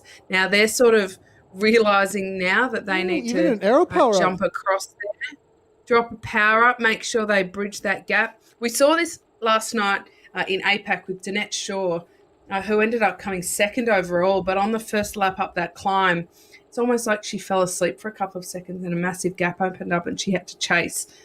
So that's may have been what's happened there. But look at that. They're use back. The resources, Kate. I mean, well, that arrow power up is a serious. I mean, like that's a sacrifice of points at the end of the day. I mean, hanging on is more important, right? I mean, coming to the line with as many riders as possible. At the same time, I bet you Carolus was thinking, I want to hold on to this. I want to hold on to this, but will it be too much of a risk to do so? And ended up having to use a resource there. Yeah, that wasn't ideal, is definitely how I would say it, that they've had to use that power up. But it is good that they're back. And based on the fact that they've then gone to the front, I feel like it has been a bit of a lapse of concentration on their point, maybe a dropped wheel that they didn't necessarily jump across straight away, and they thought maybe they'd get back on. Elliot's still pushing the pace at the front. She's doing a lot of damage, even if she doesn't realise it, because she might turn around and see quite a lot of riders on a wheel, but there is a very distinct break between the two bunches there. The beast mode riders have managed to jump across, but there's still a lot of legs hurting. And it's interesting, this force of pace, how Elliot is at the front there and little micro gaps keep opening up. And it just goes to show that they've got to pay attention the whole time, because they can't afford to drop those power-ups or make those big accelerations to jump across really more than once. I mean, that just wears away. And you're right, strategically takes away any advantage toward the finish. One thing for sure that's different in this field as well, Kate, is the reality of the smaller group over the top will not snowball as much. It will not avalanche, and they continue to whittle away the chances of getting a smaller breakaway group to form at the front and really put some time into any kind of chase is going to really exponentially go up with every single rider that goes off the back of this pack at this point. So Elliot is doing exactly what she should be doing. She's a high threshold, very steady effort rider. Time and time again, I've seen her just ride, riders off of her wheel. Live events, she's been at plenty of in real life Zwift racing finals. She's been a part of. She's dominated in those a lot of times, and we've seen this from her over and over again. Now coming into this climb, she goes from bottom to top as hard as she possibly can, it looks like, to set up the rest of her team. She is carrying with her, though, a lot of the competition, but it looks like doing what the plan is just make this as hard as we possibly can and drop as many riders as we can to try and get a very whittled down group. Maybe get rid of a few of the sprinters amongst the group as well. Well, Rachel Elliott is one of the more interesting riders you'll ever see out on course. She's a level 50 Zwifter. She holds some national records for the time trial, but she did have a stroke back in 2018, which has left her vision impaired. So she's now one of the para athletes. So she isn't actually able to see a lot of what's going on in the bunch and a lot of those numbers. So we may use the saying that they're flying a bit blind out there, but Rachel Elliott literally is. What an inspiration this lady is. She said in her profile that she's not particularly good in the sprint these days because that's something that she's lost the ability to do, but she certainly has not lost the ability to hold pretty high and constant powers. So I'm really impressed by her story and her ability out there. She's clearly got a very good FTP, and this kind of climb, she can just push those high powers and go all day. But Elise Haag, she's pushing it over the top here, sprinting for this KOM. Big effort going in, opening that gap. Wowee. 201 from Olivia. Well, these girls are butterflies when it comes to heart rates. Oh, my goodness. Like, this is insanity heart rates. They are demolishing themselves, Kate. When I see anything over 200, I just assume that they're fairly young because it's a massive heart rate. But she's not one of the under 23s. So that is a very big effort. But that was big powers. And she has taken that fastest through segment so far, which we saw in the other divisions. That puts you in a massive points advantage. Jim Van Ruth, earlier on, he took that fastest through segment and it made him almost unbeatable in combination with the first over line points as well and that sprint finish. So that was a pretty good move for Beast Mode. That really sets them up, bearing in mind that this is a points race. So that is what matters overall, how many points you collect through it. And she's put them in a really good position to do that. You want to just speak to the reality of the difference here between the men's race and the women's race and how these packs are currently split up. A lot of times like, oh, it'll come back together, no big deal. This is a fairly even split at this point. You do see we got 5 riders, it looks like, here off the front. Some of the strongest riders in the world of Zwift. Rachel Elliott, we're looking at Wagner from Beast Mode, Leah Thorvaldsen, the first Zwift Academy winner, Livia Barrow, UCI Pro from Turbo. They've got 2 Turbo riders in here, 2 Beast Mode riders, 1 Socks for Walks rider.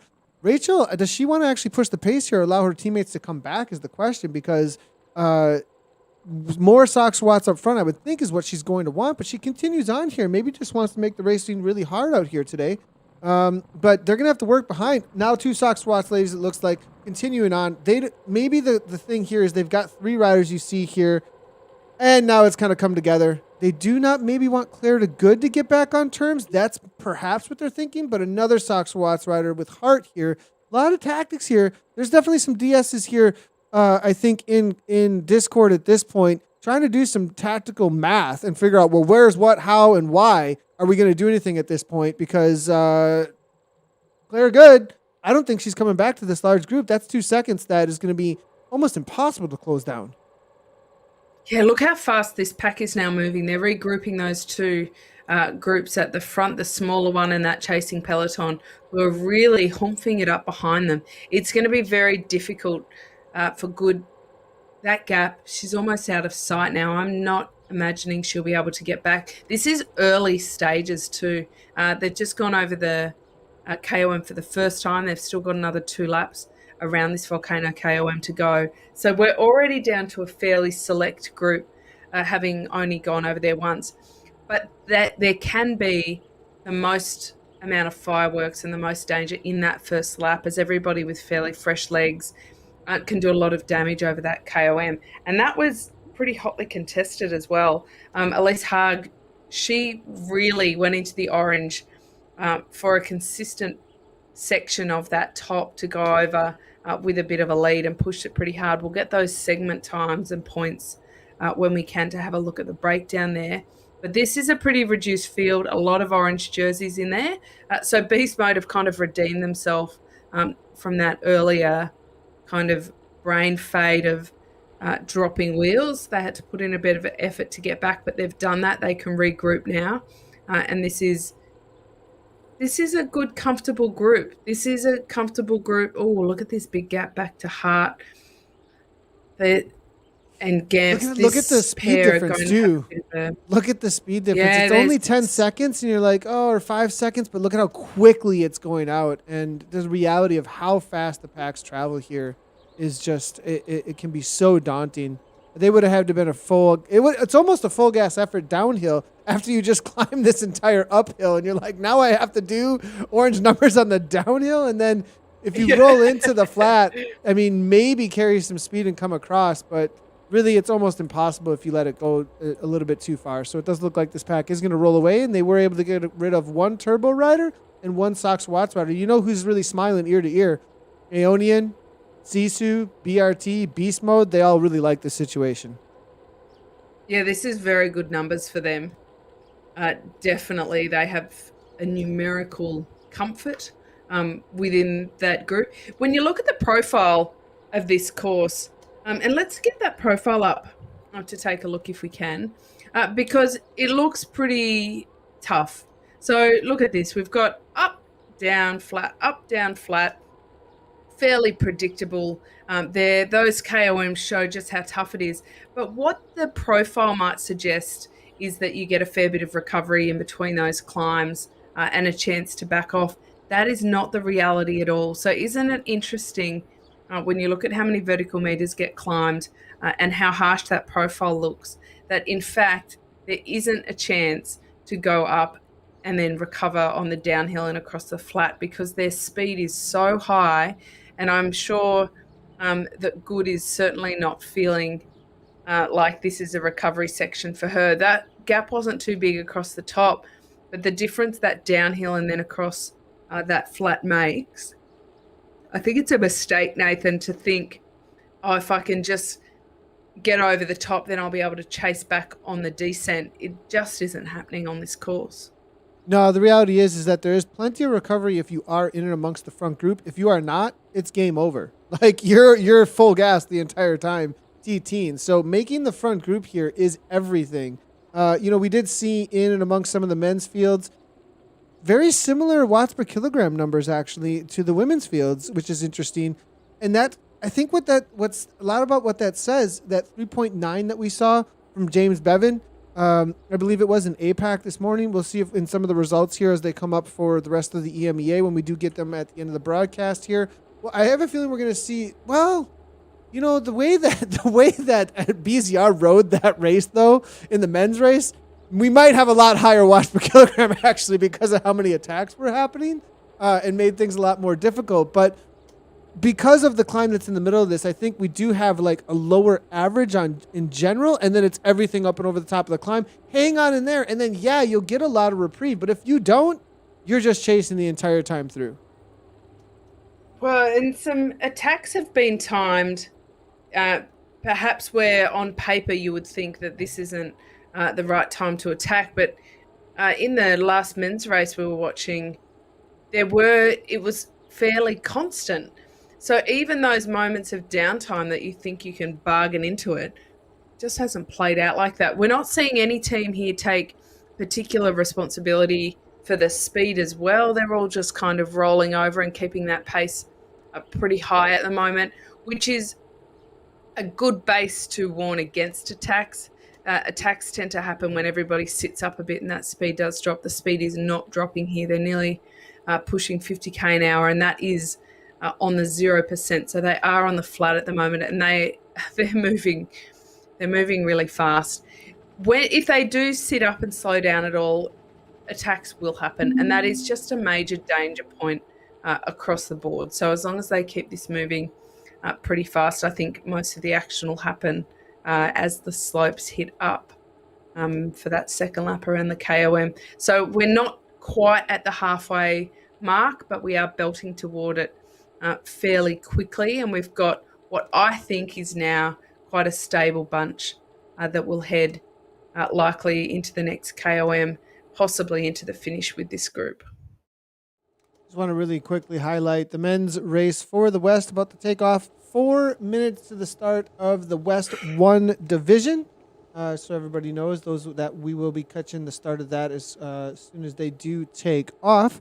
We'll be trying to jump around as well over to the B's and the C category between each of these races as best as we possibly can.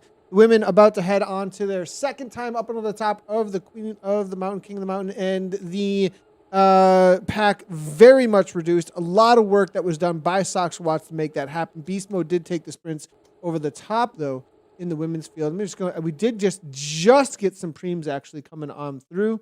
Zwift has been a little bit slow on its data over to Zwift Power, but we are bringing these on up. And here we go with the fastest segment time at 20. At least it looks like able to do both. A little bit different than what we saw in the men's race, Kate. Yeah, it was the way the climb was handled as the whole bunch. There weren't any particular moves off the front of too much note. It was actually Rachel Elliott that just kept the pace fairly consistent and fairly hard. She was rewarded with 5th over the line there, and also on that segment time for that. But it did mean that those other riders, Haag, Barrel, Wagner and Hall in particular, and Torkelson, were able to just draft in on the back of Elliott, jump over the top and take both that first across line and the fastest segment time. But Haag takes a big advantage into this next KOM points-wise with 30 points. We haven't so far seen a fastest segment time on anything except that first time up the KOM. So that's been really consistently across the board. So it's worth noting that that only happens once that 20 points. So if that were to change, those points would then change as well. But we haven't seen that happen at all. 6:52, that is quick. That is very quick climbing from Almost these a full ladies. second So, too. Almost a full wow. second. I mean, pretty cool to Yeah. see. Well, that, I mean, And we it saw that matters for each orange climb too, Kate, acceleration. right? So like It every does. single Yeah. time you go through, it's a new fastest on that climb. But the reality Yeah. though Well, is that this leaderboard that will not update though with that unless we race over an hour. And that's not going to be happening. So yeah. because you get the fastest for the last hour on the in-game leaderboard, but each time they do go over the top. But yeah, 6:52. Sorry to interrupt you there, Kate. Just reality of some, just so the viewers know, this is the in-game and the fastest over the last hour within the A category, and that's all that data will pull. Yeah, it's pretty exciting actually to see that Elisa Hard can accelerate a bit of orange in that acceleration and put nearly a second gap just in the sprint at the top. That's very impressive. Beast mode 1 and 2 there, they're sitting pretty comfortably. They are the women to watch, but when they are just accelerating over the top like that, not a lot can be done to answer that. Worth noting though that even with that acceleration, big gaps didn't open up across the top, and that is a bit of a danger point. So they're back onto that KOM now. Once again, Rachel Elliott pushing the pace.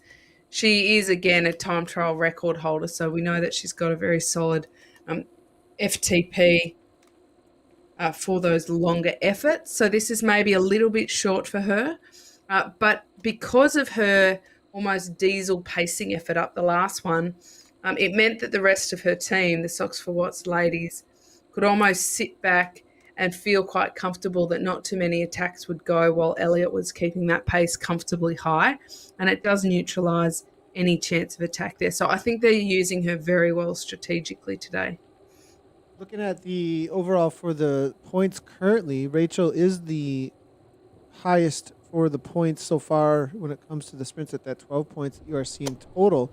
Leah Thorvaldsen with 11 for Turbo, you can see 23 points. Dana Wagon, I'm going to go ahead and see if I can do this just on totals. And it does look like there it is. Beast mode at the top. Turbo for third so far after one time over the KOM. Then it's going to be Francesca Hall there from Draft. Rachel Elliott, Turbo again. So Beast Mode, it looks like maybe walking away with another one out here with their consistency in the orange kits. Doing a very good job of controlling the pace. We said earlier on when they started to drop back, and it looks like the men's have started there out of the pens. It's always good to watch the start because you kind of assume when you jump in a bit later that they roll out of the start and it's quite civilized, but it's often quite the opposite, isn't it? They start like the clappers. At least they're up to over 50k an hour after half a kilometre. So you want to hope that the riders have warmed up for that effort. Yeah, Tor 2K Callus, Skyrocket, WTRL, Plastic Cockneys are in here as well. Fludre, it's going to be Bike Strong, KWCC, Navy Cycling, SDW, Vespidae is in here as well. Team Italy, Team SZ, those are the names we're watching out for. I'm seeing one of the longest standing Zwift racers I've ever seen. Old school, Team Experimental. I forgot that they're racing in here, so great to see they've shown up. Joachim Plusmers is going to be in here. I believe Zach Herod. This is going to be quite the battle, though, in the men's. They're just getting out on course. We'll jump back in with them in just a moment because Rachel Elliott has just made an attack. Wowee. Rachel Elliott, she has got good legs today. She, on paper, is possibly more of a diesel rider, self-confessed, and able to keep those high speeds, but just for longer periods. Gee, they've had to throw out the big guns with Torvaldsen, having to chase and hug hot on her wheels as well. The gap is not opening up any further to Elliott, but saying that, it's also not dramatically coming back together. And look at how strung out this whole field is now. this is a really great strategy from the Socks for Watts ladies to send Elliot out there to use her up. She will be able to do this lap in and lap out, given her physiology. So this is absolutely great effort from her. That she just, I mean, that shows her time trialing skills, doesn't it? That she can just hold a very consistent power even when the gradient changes. So this is, if you want to know how to time trial, this is how you time trial. She's doing it on a climb, but being able to hold those consistent watts is a very difficult skill to get. And she obviously rides a lot by feel. This is, I love seeing this. This has really thrown a bit of a cat amongst the pigeons, hasn't it? The bunch is having to chase incredibly hard to bring this back. They are splintered and definitely losing a lot of horsepower. 5 seconds, the gap has opened up to 6 seconds now. This is starting to get into real danger territory for Elliot. She threw down the gauntlet on the first lap by pacing up there, and people had to start paying attention. But this, she has really made a very big danger move. Thorvaldsen trying to jump across, but she's solo now too. So that she'll need to bridge across. If these two can get together, Nathan, I reckon this could be pretty dangerous for the rest. Thorvaldsen here. Thorvaldsen's got over 50 meters now at this point. This is a solid 5-second gap, but she's almost 2 seconds within. And these two together, they know how to ride Zwift together. They TT together often in the Socks for Watts WRT team. Watch out for this duo because they know this game inside and out. A lot of times there is a big struggle between riders. Thorvaldsen struggling to get across, though. 4.5 watts per kilogram. She needs this one last kick. Here comes Elise, though. 8 watts per kilogram. Will it be able to shut this down? These huge accelerations coming for this final sprint. Not sure it's going to be able to do it, though. Rich Elliott now 6.4. Thorvaldsen, not quite enough to come across. Elliott, is she going to sit up or continue on? Because she needs the help of Thorvaldsen if this is going to succeed. Turbo, is this arrow power up?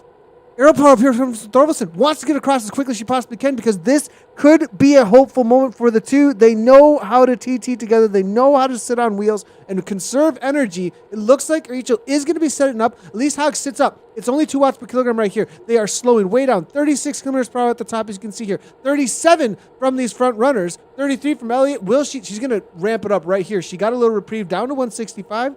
I think these two can do it because behind, now there are 5 riders behind though. They start working together. Cassie Baldy is here, though, Kate.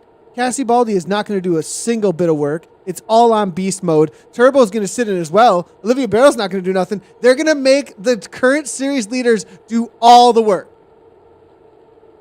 Yeah, Lisa Haag and did you see the yes? Wagner, sorry, but did you see the yes? I just want to say real quickly. Did you see Leah Thorvaldsen say yes in game? Yes, and that's a bit of communication between these pair. Are they going to ride together? Yes, they are. Thorvaldsen is in. Elliott, she knows, has a massive diesel engine, and they are pulling away. It is up to the beast mode crew to chase this. This is a very, very good way to put the team who are leading overall at the moment kind of in the hot seat of having to take a bit of responsibility to pull this back. They've had them a bit outnumbered now. They're only down to 2 riders.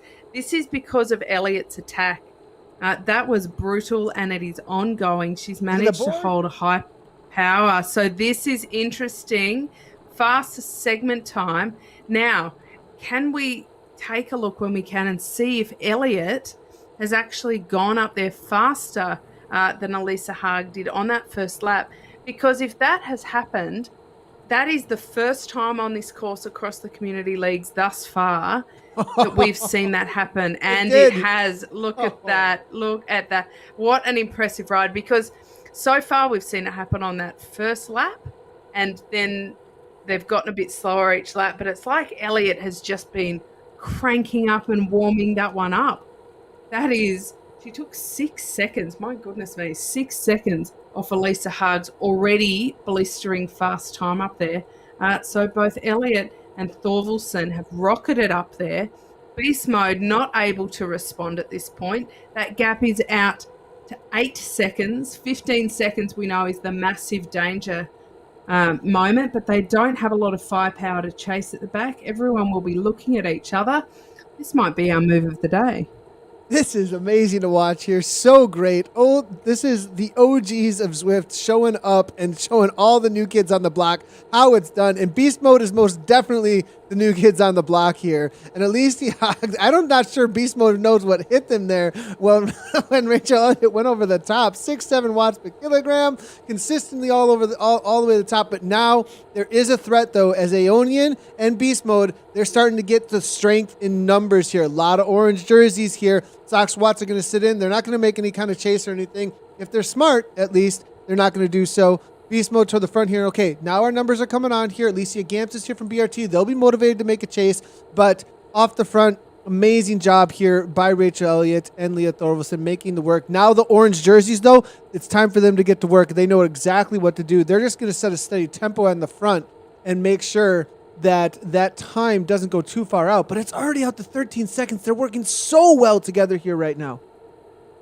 Yeah, this is the danger for the leaders, is that chase group comes back together, gets organised. They use the firepower of Beast Mode to bring that back. But again, we need to refer back to that profile because there is no real recovery. It's an absolute mistake to think that either the descent or the flat is a really good recovery period.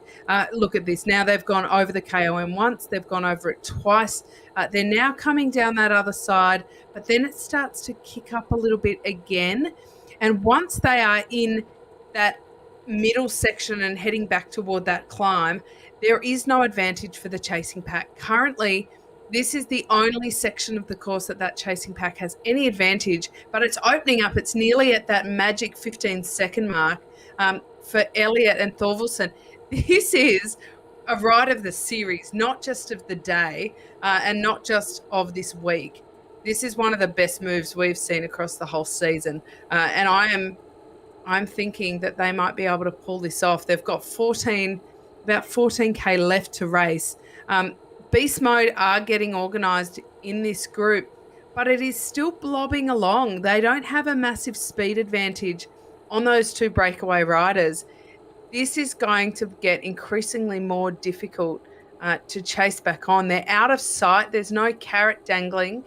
They've pulled a few seconds back. They're only 11 seconds up now as opposed to 13 a few moments ago. But again, this is the time where Thorvaldsen and Elliott need to just buckle down. 155 heart rate for Elliott.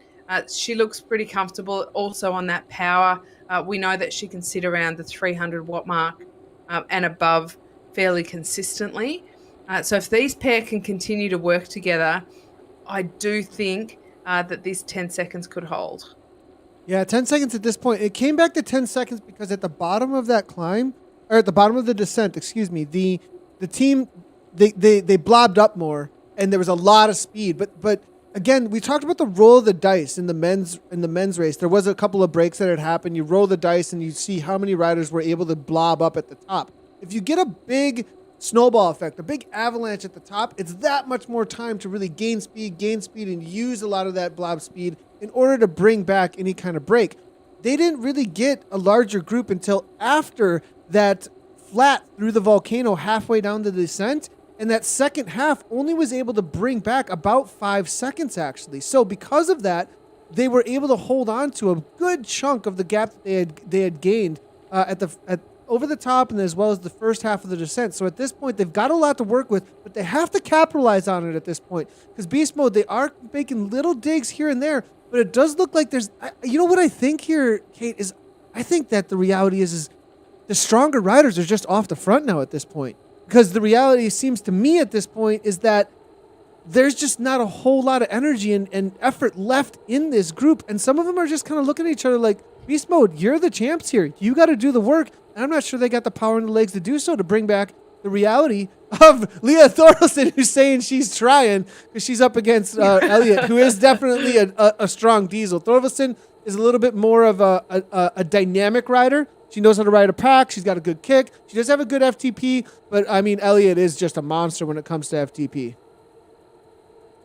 Yeah, this This is a really good pairing. I love that they're communicating. I think that shows a lot of respect, mutual respect amongst them, and that they want this to succeed, because the strength of a breakaway is entirely dependent on the willingness of the riders to work together. You can have two of the strongest bike riders in the world off the front, but if they won't ride together and they won't communicate, then it'll never survive. It's a bit like a marriage, isn't it, Nathan?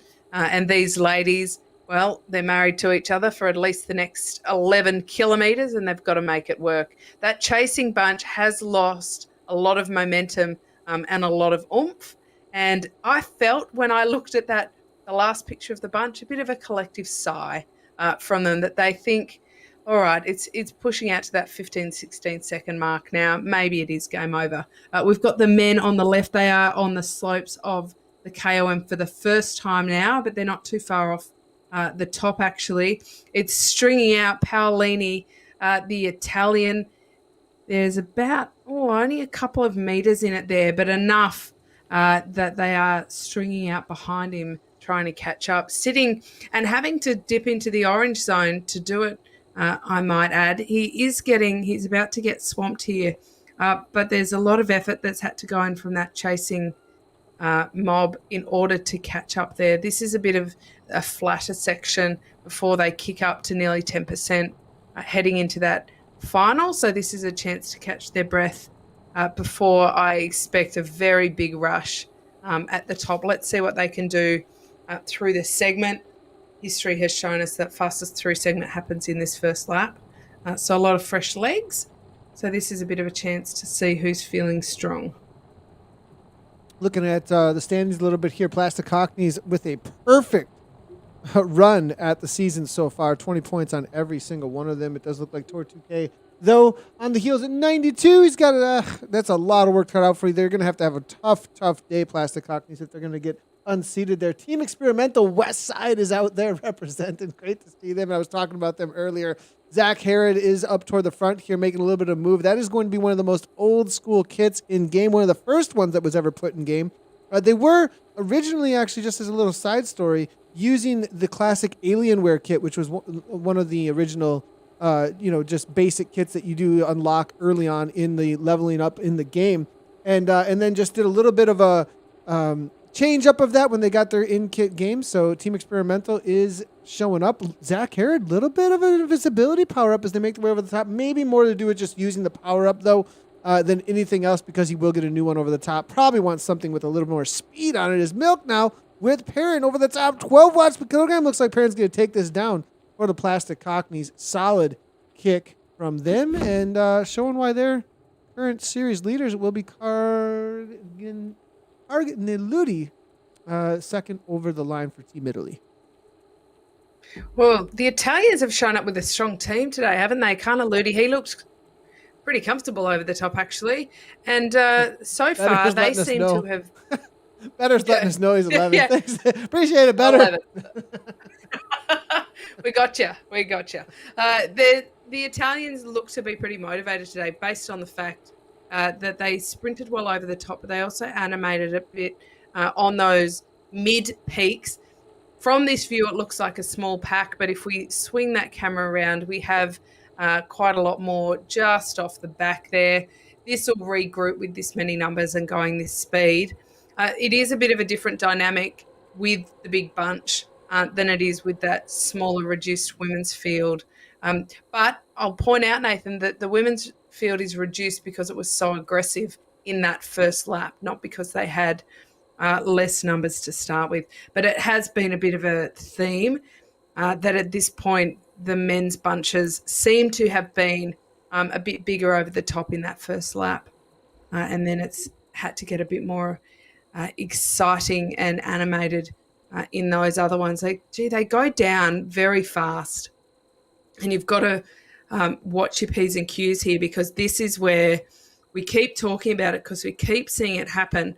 People sit up just for a moment, take a drink, maybe rest their legs a little bit, and the gaps do open up. Look at that. Cheese is saying, come on, group. He's trying to urge them to get back on, because the five of them, this is where they could either roll back on and all be together there, or they could just, this 3 seconds could turn into 10 seconds. So they need to work together and make sure that they don't take a break just yet.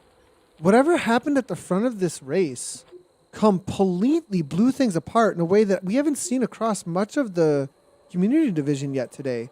This front group here with Casket, Herod, Gray, and the rest, they must have just went insanely hard. I would like to see what we can get for what the time was over the top, because that'll tell us a little bit here. 5:49.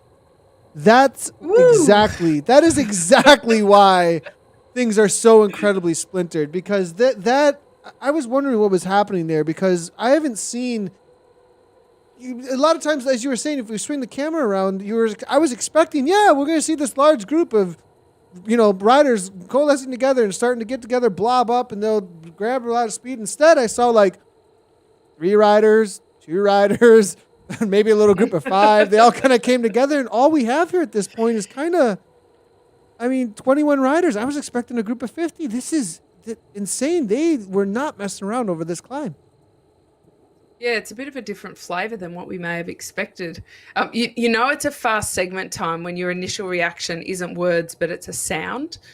So I saw that 5:49 and immediately you go, woo, instead of, wow, that's actually quite fast. But in both the men's and the women's, they're going up a lot quicker than we would have initially discussed. We said it's a 6.5 to 7 minute climb. That's the profile we're looking at.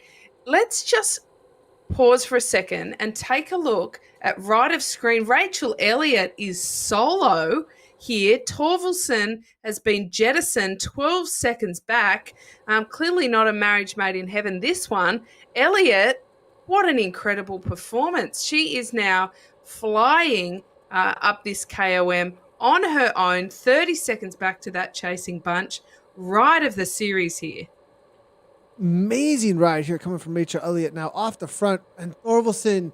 Oh, this is kind of the situation here with Thorvaldsen. There's a large pack behind at this point. Rachel's, I think, saw the writing on the wall and said, they're going to come back to us if I do not continue on with my pace. I have to just set my pace. Thorvaldsen, she did some work with her. She was hopeful to do so. Couple more hobnobs in the back pocket there, Thorvaldsen. Maybe she needs the Tim Tams. Maybe that is the problem. Yep, presented by Tim Tams might have helped it out there. We needed a couple of little different sugar source, perhaps. That Elliott now continues on. 31 seconds is enough. It's still a large pack behind here, though. She will have to have, without that extra wheel on the downhill, I've seen the likes of 30 seconds come back. So if they have more watts on the uphill and they bring back time on the uphill here, I'm not sure they're going to, but if they do have a better watt per kilogram, better climb than her on the uphill, she's still not out of the water yet. She's not. This is still a hot spot, and she has to give everything she has to the line and play it smart on the downhill. Get some good super tucks all the way through, and she knows how to do it. She's been in this position before. Now she just has to deliver. You're not out of danger yet, but the most impressive part of this ride to me is the consistency of power that she holds, even as the grade changes from the shallower to the steeper. Rachel Elliott has just settled into a rhythm. This is going to be very, very hard to pull back, because I think the chasing bunch are pretty fatigued now. So even the numbers isn't going to help them, so long as Elliott can keep pushing these really consistent powers. Interesting to see. We're seeing a couple of comments coming on through. Over in great to see Alice Lethbridge jumping in here, one of the top racers for Hino, saying so exciting to see Rachel Elliott and Leah Thorvaldsen off the front. Great to see the encouragement coming on through. Dave Ranson, longtime KISS Racing team, who Rachel Elliott originally rode for the KRT team before launching the Newberry Velo, as well as jumping in for Socks for Watts, obviously. But great to see Dave Ranson saying it's over. This is done. He's got full faith in Rachel Elliott now at this point. And Alice also saying Rachel Elliott will be in her element, riding at the constant high watts, which I think is also a good point, that this is where she's comfortable. She doesn't want to sit in and amongst the pack and wait for some sort of sprint. This is where the confidence comes in. I am in control of this race now. It's not going to push me around. No, and again, bearing in mind that Elliot struggles a bit to see the other riders on screen and see their power numbers, as well as in a sprint is no longer her favourite kind of event. So this is really a masterclass of playing to your strengths. Elliot, I've said it a number of times now, but I will say it again, Nathan, because I think this is the ride of the series that we are seeing across the community divisions, across the different races. Rachel Elliott has really stepped up today. The consistency of power, the way that she has, from that first climb, it looked to us almost, we discussed, was she doing this strategically for the rest of her team, setting them up with a high pace so that no one could attack across the top? I think, in fact, she was just riding at a comfortable level for her and opening that gap. Elisa Haag has jumped across the top there, leading. We know that she's got pretty good climbing legs. But Rachel Elliott, she's now got 33 seconds. Thorvaldsen has been absorbed by that chasing pack. Will they keep this going? This is the only chance they have of using the descent and the strength of numbers here in the bunch to keep this going. Beast Mode need to send. There's Diane Wagner. She's coming up to help the chase as well. Noak is also up there. So these Beast Mode riders really need to really nail it down this other side. It's the only chance they have of pulling any time back. Yeah, they look motivated. 3 orange jerseys directly to the front right away, 3.5 watts per kilogram. They also have some help from Aeonian. They're going to have some help here, most likely from BRT. They do not want to see Sox Watts taking this much points away from them in the overalls. So we'll see how this plays out, because Beast Mode have a lot of orange jerseys. They've got some help from some of the other teams. Rest of Sox Watts, I believe, is it only going to be Cassie Baldy that was able to make this group here at this point. So it's really on Elliott here to take the most of the points, which she has done. She's taken the fastest for the segment, first over the line, over and over again. So Elliott really putting them on the scene here, and it looks like we'll have to wait and see though. A single rider versus a lot of other riders. I mean, Beast Mode has so many orange jerseys in here. They might just have a strength in numbers when it comes down to the points race at the end of the day. Yeah, and we do need to remember that it is a points race. However, we've also so you could look at that and say, well, why do they even need to chase? They'll get second, maybe they'll pick up some more points, still win in an overall points basis. But let's not forget that there is a bit of pride and ego involved here. You don't get on a bike and into a bike race to just be a watcher. Everybody gets on their bike to win and be part of the racing. So we can definitely not think for a single second that they're happy to sit back and let this go. They're showing that by having so many orange jerseys working together. They're constantly coming to the front, doing a turn of pace. The other teams, they are in a position where they can sit and watch Beast Mode a little bit and say, well, responsibility's on you. It can actually be quite a frustrating way to race and sometimes seem a little bit negative when you want to be chasing, but strategically it's actually better not to and to leave that up to the other team. But Beast Mode definitely are still trying to win this bike race, even if they will take it on an overall points basis. They're interested very clearly in the first over the line. But Rachel Elliott, the rider of the day, she's still putting down some pretty solid speed. The speed differential isn't too different. So she's around the 50 kilometre mark. The bunch isn't going substantially faster than that at all through those steeper sections. They've just come through that kind of flat section in the middle. And so they're not making up any ground here at all. And in fact, Elliott has picked herself up a couple more seconds. It's blown out to about the 37-second mark there. So very big ride by Elliott. And we're seeing Garcia and Salim in the middle there. They're climbing still. So those are riders. Climbing. So they're rider nearby. And sometimes on this climb, just as a heads up for those that are descending, you want to know what's going on with that. When you see maybe a couple of other riders out there, they are just on the other side of the course. And sometimes they'll jump into the riders nearby list next to you. So that's the reason why you're seeing that. That is a good one. That is a good one to watch. And that's interesting because Diana Garcia, we spoke about her earlier, the very young Mexican rider. She's a sprinter. We thought she might suffer a bit on today's course, but it's great to see her continuing to push through. And I think in years to come, she's certainly a name that we might be talking about on those flatter courses. So the story here now, as it develops, it looks like Rachel Elliott, I mean, she has just put a stamp on this. 35 seconds at this point.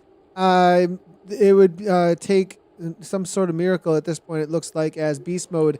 Now, first time we've seen it, I think, this season, really put on the back foot. They are the current series leaders in the standings right now for this women's EMEA West 1 Division 1, 97 points. Team Turbo are actually the ones who are sitting in second at that 90 points. It's Sox for Watts, who Rachel is riding for, at 88.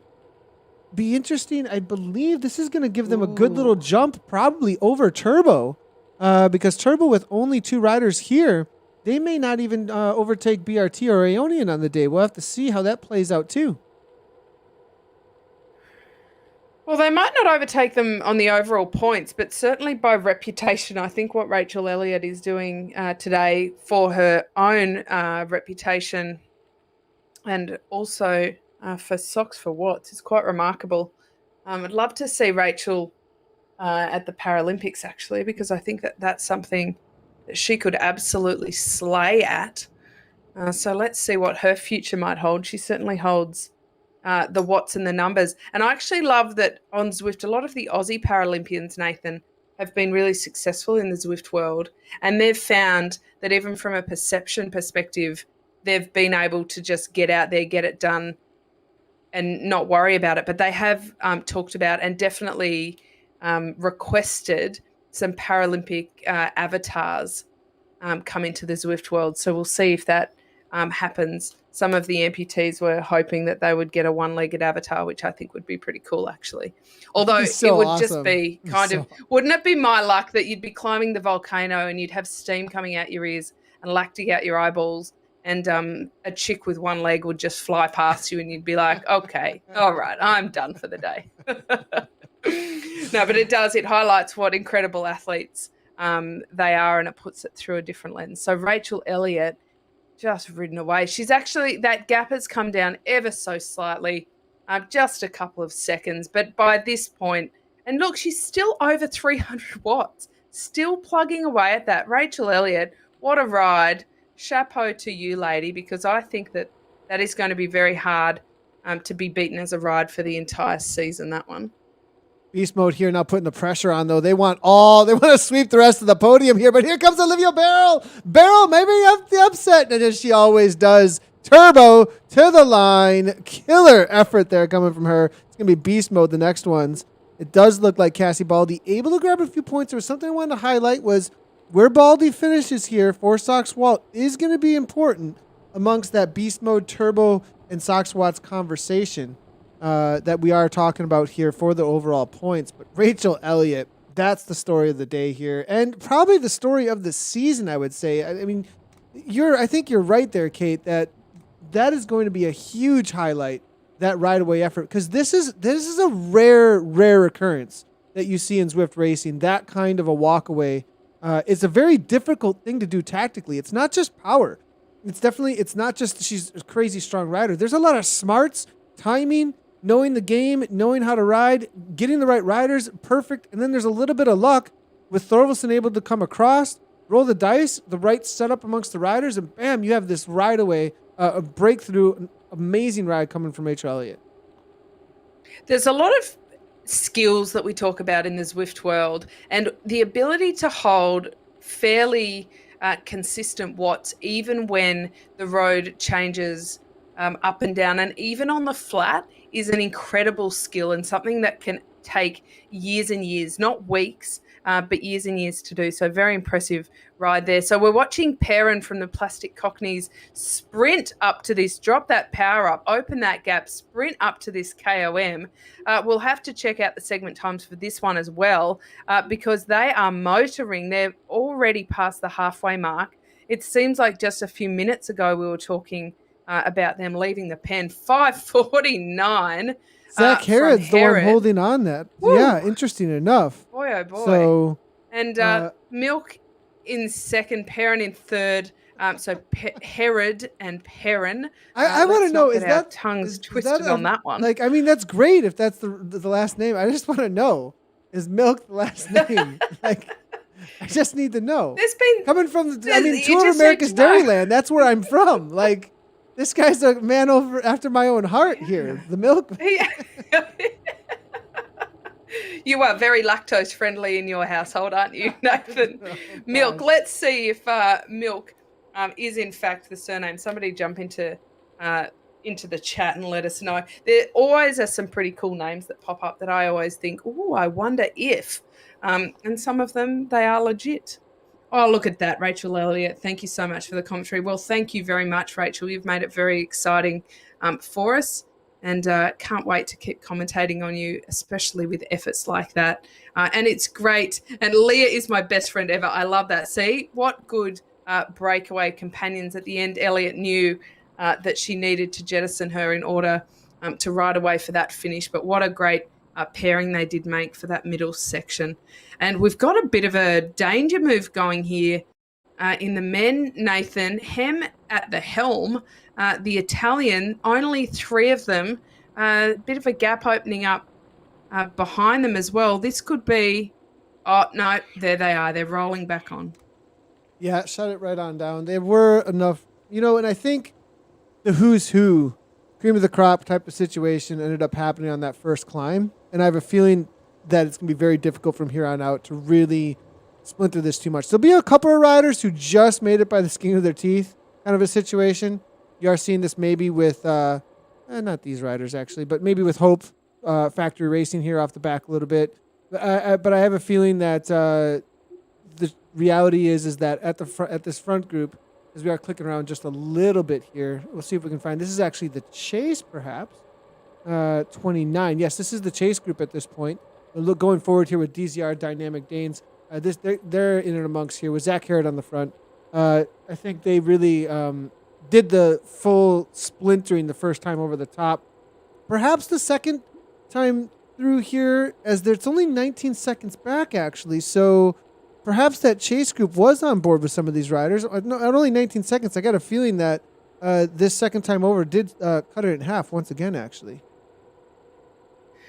Well, this is kind of a pivotal part in the course insofar as they've only got about 15k to go. So when moves do go, you actually know that they have a decent chance of being able to stay away because there aren't big swathes of recovery. We've discussed that even though on paper it may look like those descents and flats give everybody a good chance to regroup, it hasn't proven to be the case so far. And in fact, it can be a decent place to lay down a bit of attack before they go back up the climb and get a bit of a head start. So we'll have to see if anybody's brave enough to do that.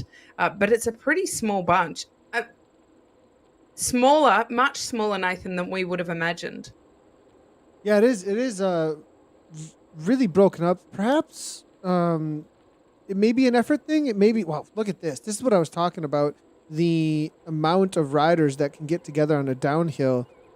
I believe there's just from the way that this climb is, I have a feeling that it just has to do with that they're at the front end of this division. You just kind of have some hitters and a good amount of them with a 20 plus or so, amongst them. And also a lot of willingness amongst the teams with enough riders in here to say, we're not waiting up for anybody. We've got enough representation at this point. Let's just continue on.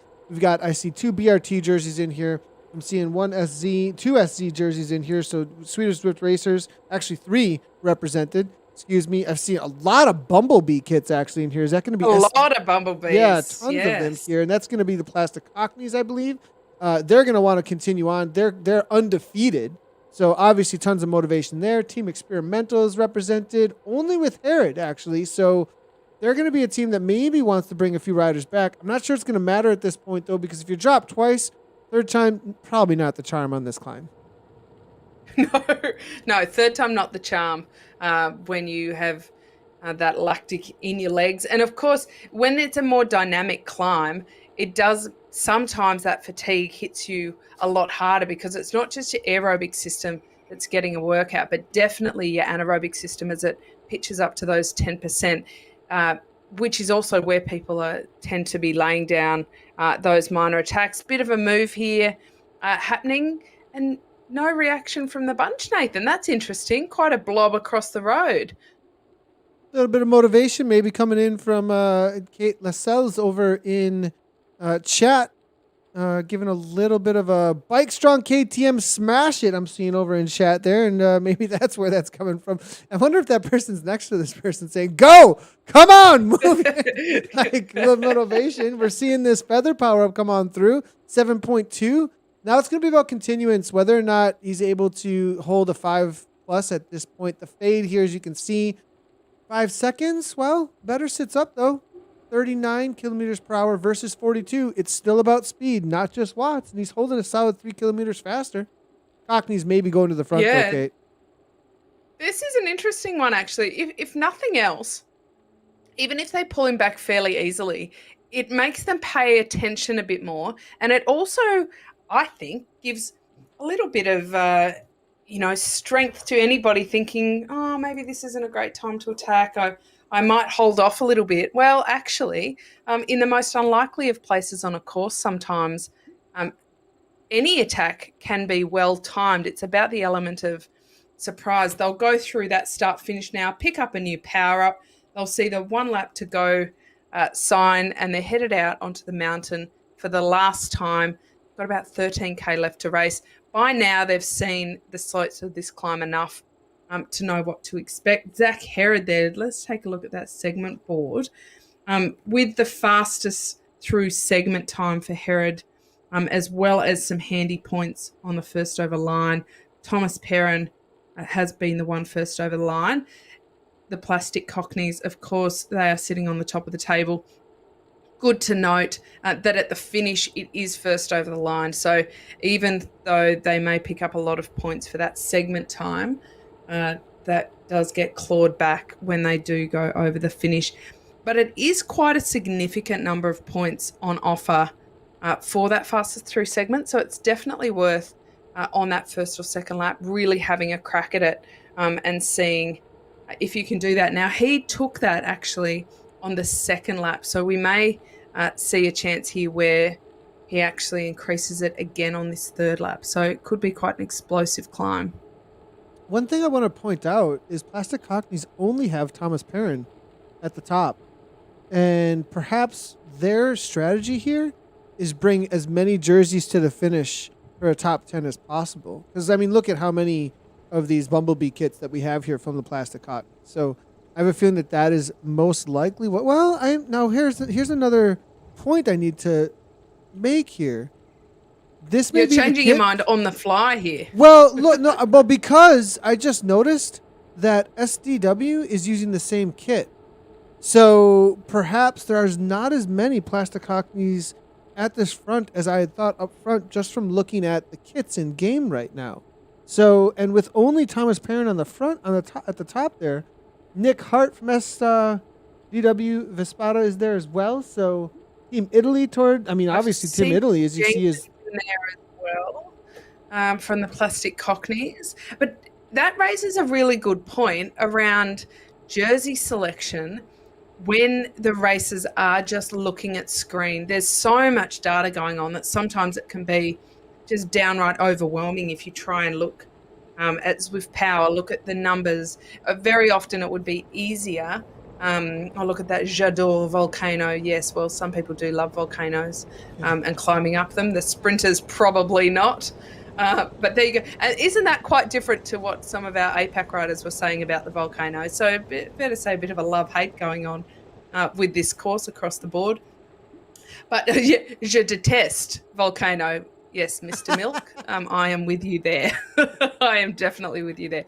But yeah, the jersey selection. If you choose a jersey that one of the other teams is also riding, it can be either advantageous because people will confuse you, or quite the opposite, disadvantageous if they think that you are a Plastic Cockney and they want to chase you up the road every time you move. So it's an interesting one. Never did pass French well, Tom, neither did I. Did a couple of Tour de France's with the television, and wasn't that an interesting trip around France, muddling my way through in my dodgy French, but we can all learn on the fly.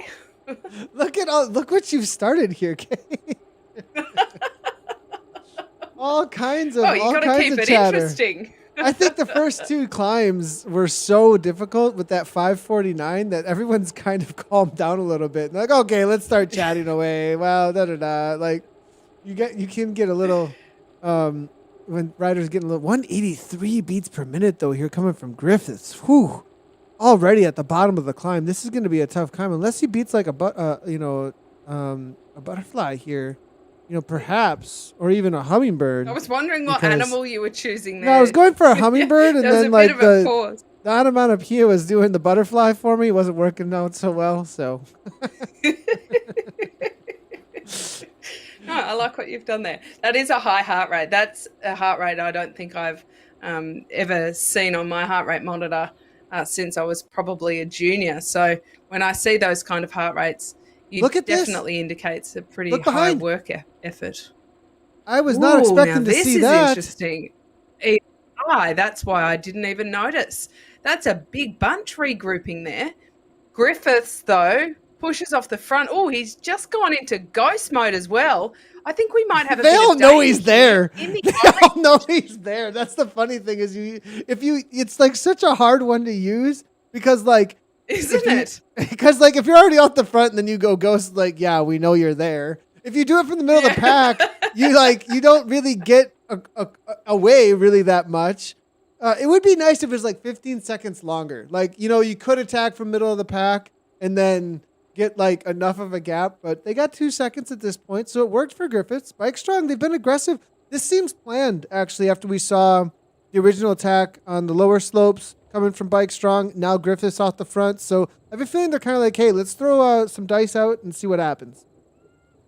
Yeah, that's pretty well coordinated, isn't it? I think if you drop the ghost as you accelerate, which is multitasking to the max, especially with the high heart rate, is hard to do. But that's when you can get the biggest effort because by the time they see you, you've actually got that massive acceleration just to jump away. Griffiths has a breakaway buddy here in Beak. 2 is definitely better than 1 when it comes to breakaways and the potential for them to stay away. 3 seconds, that's more than I would have expected given the visual on that, and they looked a little bit closer than that, but that's a good gap starting to open up. Beak from Kalash. Now, they're pretty well in the overall standings, doing a pretty good job. So they would be motivated to get a few extra points here today. I feel like in many ways, a lot of the teams are just trying to get one up on Plastic Cockneys who've had a straight record so far in the perfect score department. So today might be a good chance. I'm also noticing Nathan Wiley for the Plastic Cockneys. He is back in that bunch. So we might not be too off with that Bumblebee jersey after all.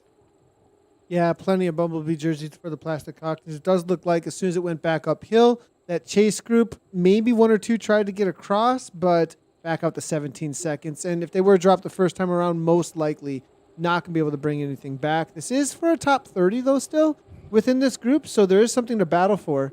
And maybe a couple of stragglers that come out of here. Look at this. We do see Italy here going across. And Zanaska, he was a very strong climber. The first 2 times over the top now. We're into the second half of the climb. Final climb of the day, 10 watts per kilogram. Is he going to go flying right on by? Bike Strong looks to respond. For 2K cows. Beak now 3 off the front. This gets dangerous here. The more riders that get into this little breakaway. Well, Zanaska, that was a big fly pass. I keep seeing Beak dip into the orange and then back it off a little bit and dip in again. That kind of effort, some riders can go up climbs with those little peaks of power and others it would break their legs. But Beak, it seems to be working for him because he is going across, I think, with the least amount of effort he can muster, which is a good move. Well, Griffiths is in trouble here. This is the moment. He's got a couple of seconds, and no doubt Zwift is sending him that delightful on-screen message telling him to hustle too. He doesn't need us telling him. He knows. But this is certainly the danger period we're seeing for him. This gap, still at 3 seconds, stretching out to 4, is actually more dangerous than I even thought 500 meters ago.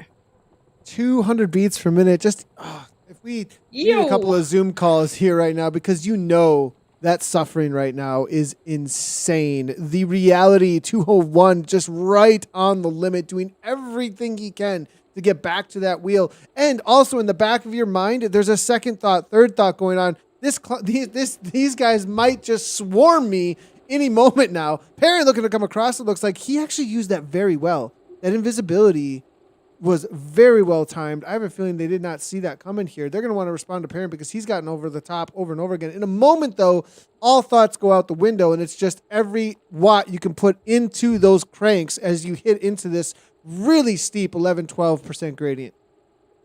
All right, now it just got serious. Perrin bridging across using that ghost power up to do so. Yes, it has brought that gap a little bit closer to that main field, who are now stringing out one by one to catch up. But I think Perrin just changed the flavour entirely of this bunch. Look at this. He's sprinting off the front massively in the orange, over 12 watts per kilo there. Isn't that a change around? He's just taken 5 seconds out of those others to get across the top. Herod not too far off, but still a second back. Could he have broken that segment time again? Herod holds not it. quite. Zach Herod, he holds at 5:49. Gee, that's fast, isn't it? But for Perrin to do that on lap 3, they're pretty fresh legs, very well timed. They're going backwards pretty quickly now, though.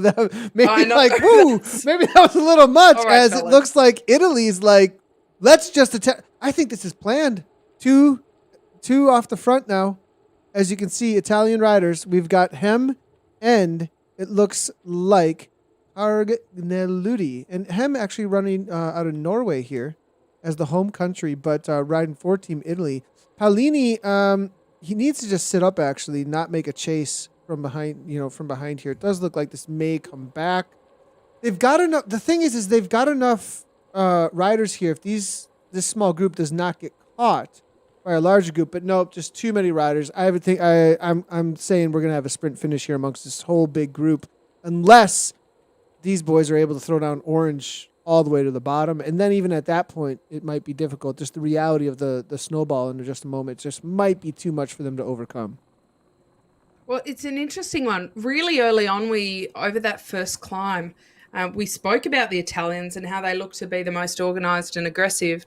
And to a degree, we kind of forgot about them in the middle there because they were sitting back and weren't animating it quite as much through that midsection. But they were biding their time because they're back, and they're back with a vengeance.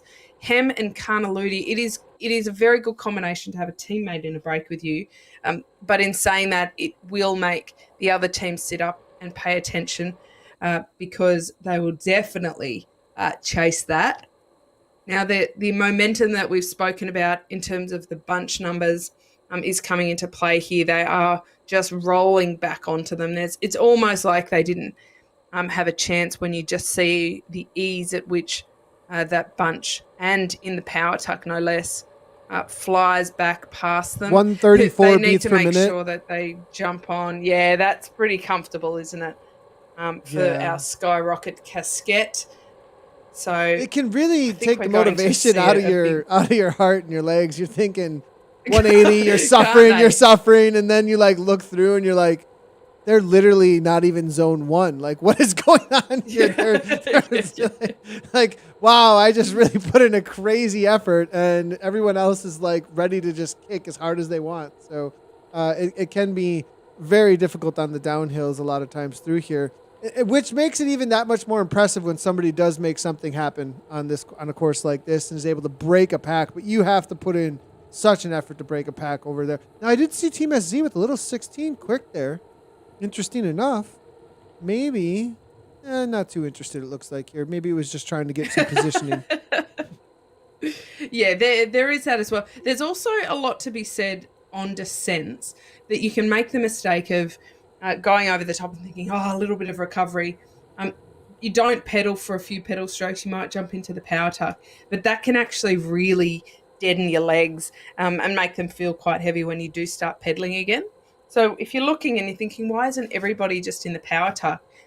There are certainly a style of rider who needs to continue pedaling to keep that blood flowing. Otherwise, it will bite them a bit in the end. Now, look at this. Only 3 points difference at the top there between Zach Herod from Team X and Perrin from the Plastic Cockneys. They've both been climbing exceptionally well. But an interesting view on how to accumulate points with first over the line versus fastest through segment. Plastic Cockneys nowhere else on the board, though, Nathan. So you might be right there in your original summation of them saving themselves for the finish, or conversely, they might just not be having one of their better days. What is happening here? I've never seen an attack at this section of course. Literally never have I seen an attack where Bike Strong just went. 1 second gap. The speed is high. He used an arrow power up. Oh, no super truck though. Now 7 watts per kilogram. 59 kilometers per hour. 58. Are they going to sleep on him? They've got 59. They've got 57. Matching the speed at this point. He has to have continuance here. 54 though. This is when things slow down. Now Griffiths is going to try and go across. That's just going to speed things up though. Griffiths should not be trying to go across to his teammate here. Now Carganelletti's going to go, though, and that is going to get a response, I think, and going to shut things down. But this is going to make this a much spicier sprint, though, Kate, because no one is going to be fresh if they continue to attack over the top over and over and over again, and it will completely splinter things rather than having a concerted pack with a jump out from it. Well, 2 seconds, 3 seconds here. This is a danger move.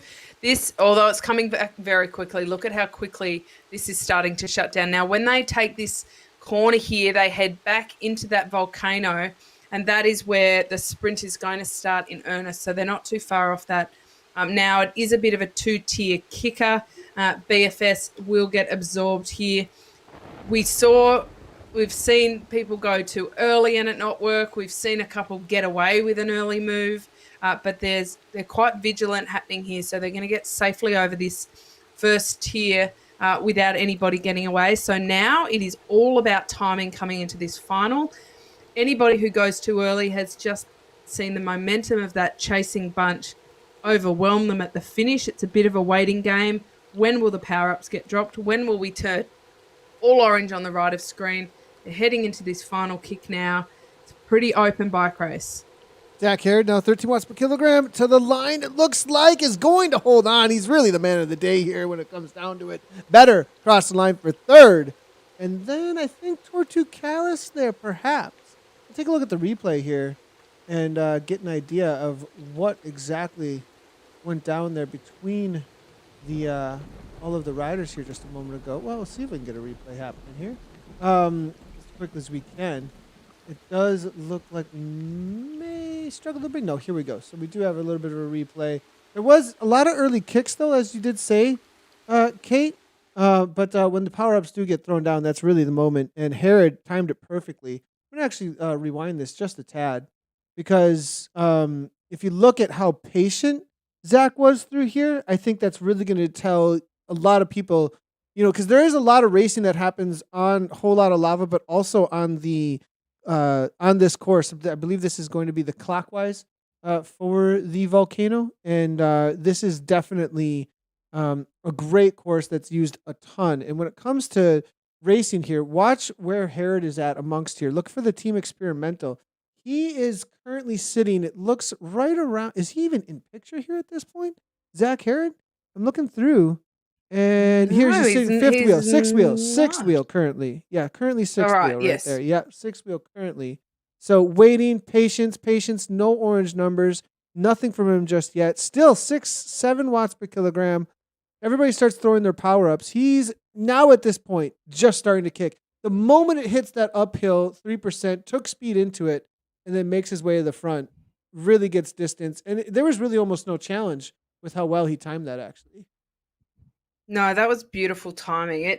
It is a hard sprint to time, I think, complicated a little bit by the fact that it's effectively a twilight kind of sprint, especially, and here's an advantage that we hadn't considered, Nathan, but for the riders that don't have a Tron bike, it's very hard to even see the riders.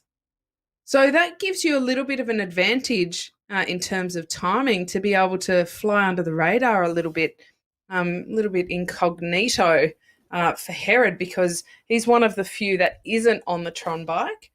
But it looked like he didn't need any help today. So a big win from Team X. We'll have to see where it all plays out in terms of where the Plastic Cockneys finished in numbers in that sprint.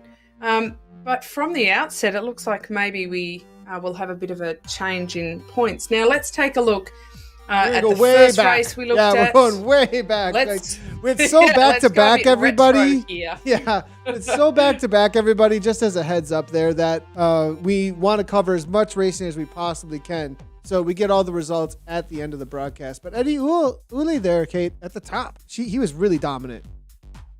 Yeah, he rode spectacularly from the very first climb. Matthias de Roos, he was also a name we said a lot out on course. Stefan van Alst. Now, isn't that interesting? We didn't mention him too much because he flew under the radar a bit, so very smart riding by him.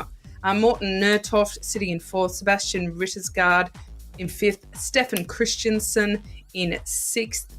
Jim Van Ruth, he is our mountain goat of the day. He was in seventh. Tyler Hanney in eighth. Ed Laverick in ninth. And Callum McQueen coming in 10th. In the B category, EMEA East 1 Division 1B, Graham Jones takes it down at 58.47. Philip Sanjath in second. It's going to be John R. Upper. Good to see Upper out there. Shout out Innovation. Timo Heinen in there in fourth. It's going to be Jesper Nielsen in fifth. Nicholas Ruslands in sixth. Lewis Pritchard in seventh. Richard Zeno for Team SZ in eighth. Klaus Odegaard in ninth. And it's going to be Anders Johnson in 10th place. That is for the Bees. All right, we've got Julesy taking the win for Evo in the Div C. Corentin Thelo in second. Johan Heerweg in third. Arbav in fourth. David Thomas coming in fifth. Morten Nygaard in sixth. Claudio Homaya in seventh. Joe Van Gossem in eighth. Kay Albrecht in ninth. And Matthias Bain rounding out that top 10. And then in the D category for the EMEA East 1 Division 1, it is Magnus van Schenk in first place. Dennis Zimmerman second across the line. Vicent Grimaltos in third place there. Samuel Varlet. Frank Schemming followed up by Fred Eric White. And then it's Andres Kress in seventh place. Matthias Elverberg in eighth. I believe this is probably. Are they just trying to challenge me with all of the Northern European? I was actually just thinking you got on board. This is like I got the board of the boards here. It feels like here, Maritzi. I'm the board. I apologize to the Netherlands across the board there, and then Panos Simandriakis there. You know, I almost didn't get tongue tied until the second half, and I started thinking about it, and then it just got me. It just got me. Yeah, I mean, I think Australian and American names don't really prepare us sometimes for this. Rachel Elliott, she's made it easy, hasn't she? What a ride that was in the women's Div A. She rode away with that one ahead of Olivia Barrell in second, Dana Wagner in third, Josephine Noak sitting in fourth, Elisa Haag in fifth, Cassie Boldy in sixth, Sarah Karoulis in seventh, Maya Winter-Brandt in 8th, Ellen McDermott in 9th, and Francesca Hall taking 10th. And then in the B category for the Women's West Division 1B, Sarah Mack takes it down to 105.08. Pamela Chamber in second place. Lena Geis in third. Debbie Sanders in fourth. Juliet Elliott. Is that going to be the Juliet Elliott? I wonder. We should give her a shout out. Let's see if we can get a screenshot and send that over to her. In fifth place there, Alyssa Gadeski in sixth, Harris Holman in seventh, Kristen Lipscomb in eighth, going to be Julia Hargreaves in ninth, and Kim Eretz in 10th. Alrighty, let's take a look at the C. We've got England Rod taking the win ahead of Helen Kohlberg, Henriette Melsom in third, Claire Giles in fourth, Ingrid Marie Moo in fifth, Lucy Cosgrove in sixth, Mandy Poole in seventh, Francesca Cox in eighth, Vicky Sultana in ninth, and Kat Ridgway in 10th. And rounding out the women's field for EMEA Division 1D, Donna Louise Pope for WTRL in first place. Diane Clayton Chisholm in Second, Michelle East in third. Amy Price in fourth. B. Donna in fifth place. Jackie Musgrove for Revo in sixth. Jenny G in seventh. Christine M for WTRL in eighth. Ellie G in ninth. And then Maple in 10th place. A little bit of a breakaway there for Donna. Nice job. Holding on to 4 seconds to the line. That is a good ride from her. So Donna Louise Pope taking the win ahead of Diane Clayton Chisholm in second, Michelle East in third, Amy Price in fourth. This was a pretty tight bunch sprint here amongst these. B. Donna in fifth, Jackie Musgrove for Revo in sixth, Jenny G in seventh, Christine M in eighth, Ellie G in ninth, Miff Maple there in 10th. Oh, and then for the men's here in the West, this was the one where things just broke up right from the get-go. I think we've got the points situation here. My mistake. See if we can bring in the results here in just a moment. For some reason, I have a feeling that we just had a little bit of a mix-up on the boards there. There we go. Updated, and Zach Harrod across the line, not only for the points, then that's probably the talking point that we could have had there for just a moment. At the top of the points, also first across the line, really dominating. It really is a kind of course that shows the strong, who's, a lot of times the strongest of the strong can just show what they're worth out there, and Harrod definitely showing that. Tom Better, they're coming in through for second. A lot of UK flags actually in this top 10. Only one rider not out of the UK. Oliver Milk for third. Thomas Perrin for fourth. It's going to be Tom Whiteley for fifth. Charlie Beek in sixth. OM in seventh for Team Italy, actually. Josh Gray there in eighth. Oscar Hutchings ninth. And then Dom Jaskin coming through for 10th. All right. Well, as the results kind of filter through, there are a lot coming through. So we don't have any filtered through for that B category yet. But as always, you can head over to WTRL.racing to find any of those results. But I'm going to say it. I think Rachel Elliott and her performance today, I think I'm going to put it out there for an early ride of the season. So, throw the gauntlet down to anybody to try and match that. I also think the course really suited a lot of really awesome performances. I think that when it comes to having, marking this course as something in the whole season, as something to shoot for, to try and make a breakaway type of ride happen, this is one that you definitely can do it on. And looking at the rest of the season, it's Libby Hill, you've got a TTT. I'm not sure you're going to see. I mean, barring next week on the flatter sections of Richmond, barring someone getting some sort of crazy breakaway, everyone just kind of says, that's not going anywhere. They put their head down, and just go for it. I have a feeling that perhaps this is the only opportunity to see a breakaway situation like that. So definitely Rachel Elliott, I'd say the same. Amazing ride out there today. A lot more racing yet to come. We've got America's East and America's West. I'll be back with Dave Toll in just a couple hours for America's East. Kate, you're on later tonight for West with Dave as well. Yep, looking forward to it. Well, thanks everyone for tuning in, and we love everybody's engagement on YouTube. So keep doing that, and you can correct Nathan's pronunciation if you like. On those leaderboards, look, we're doing our best, but we love being corrected on those. But well done to all the athletes today, and we'll see you next week for this division again around Libby Hill, and a little bit later if you want to tune in for the America Leagues. So thanks, guys.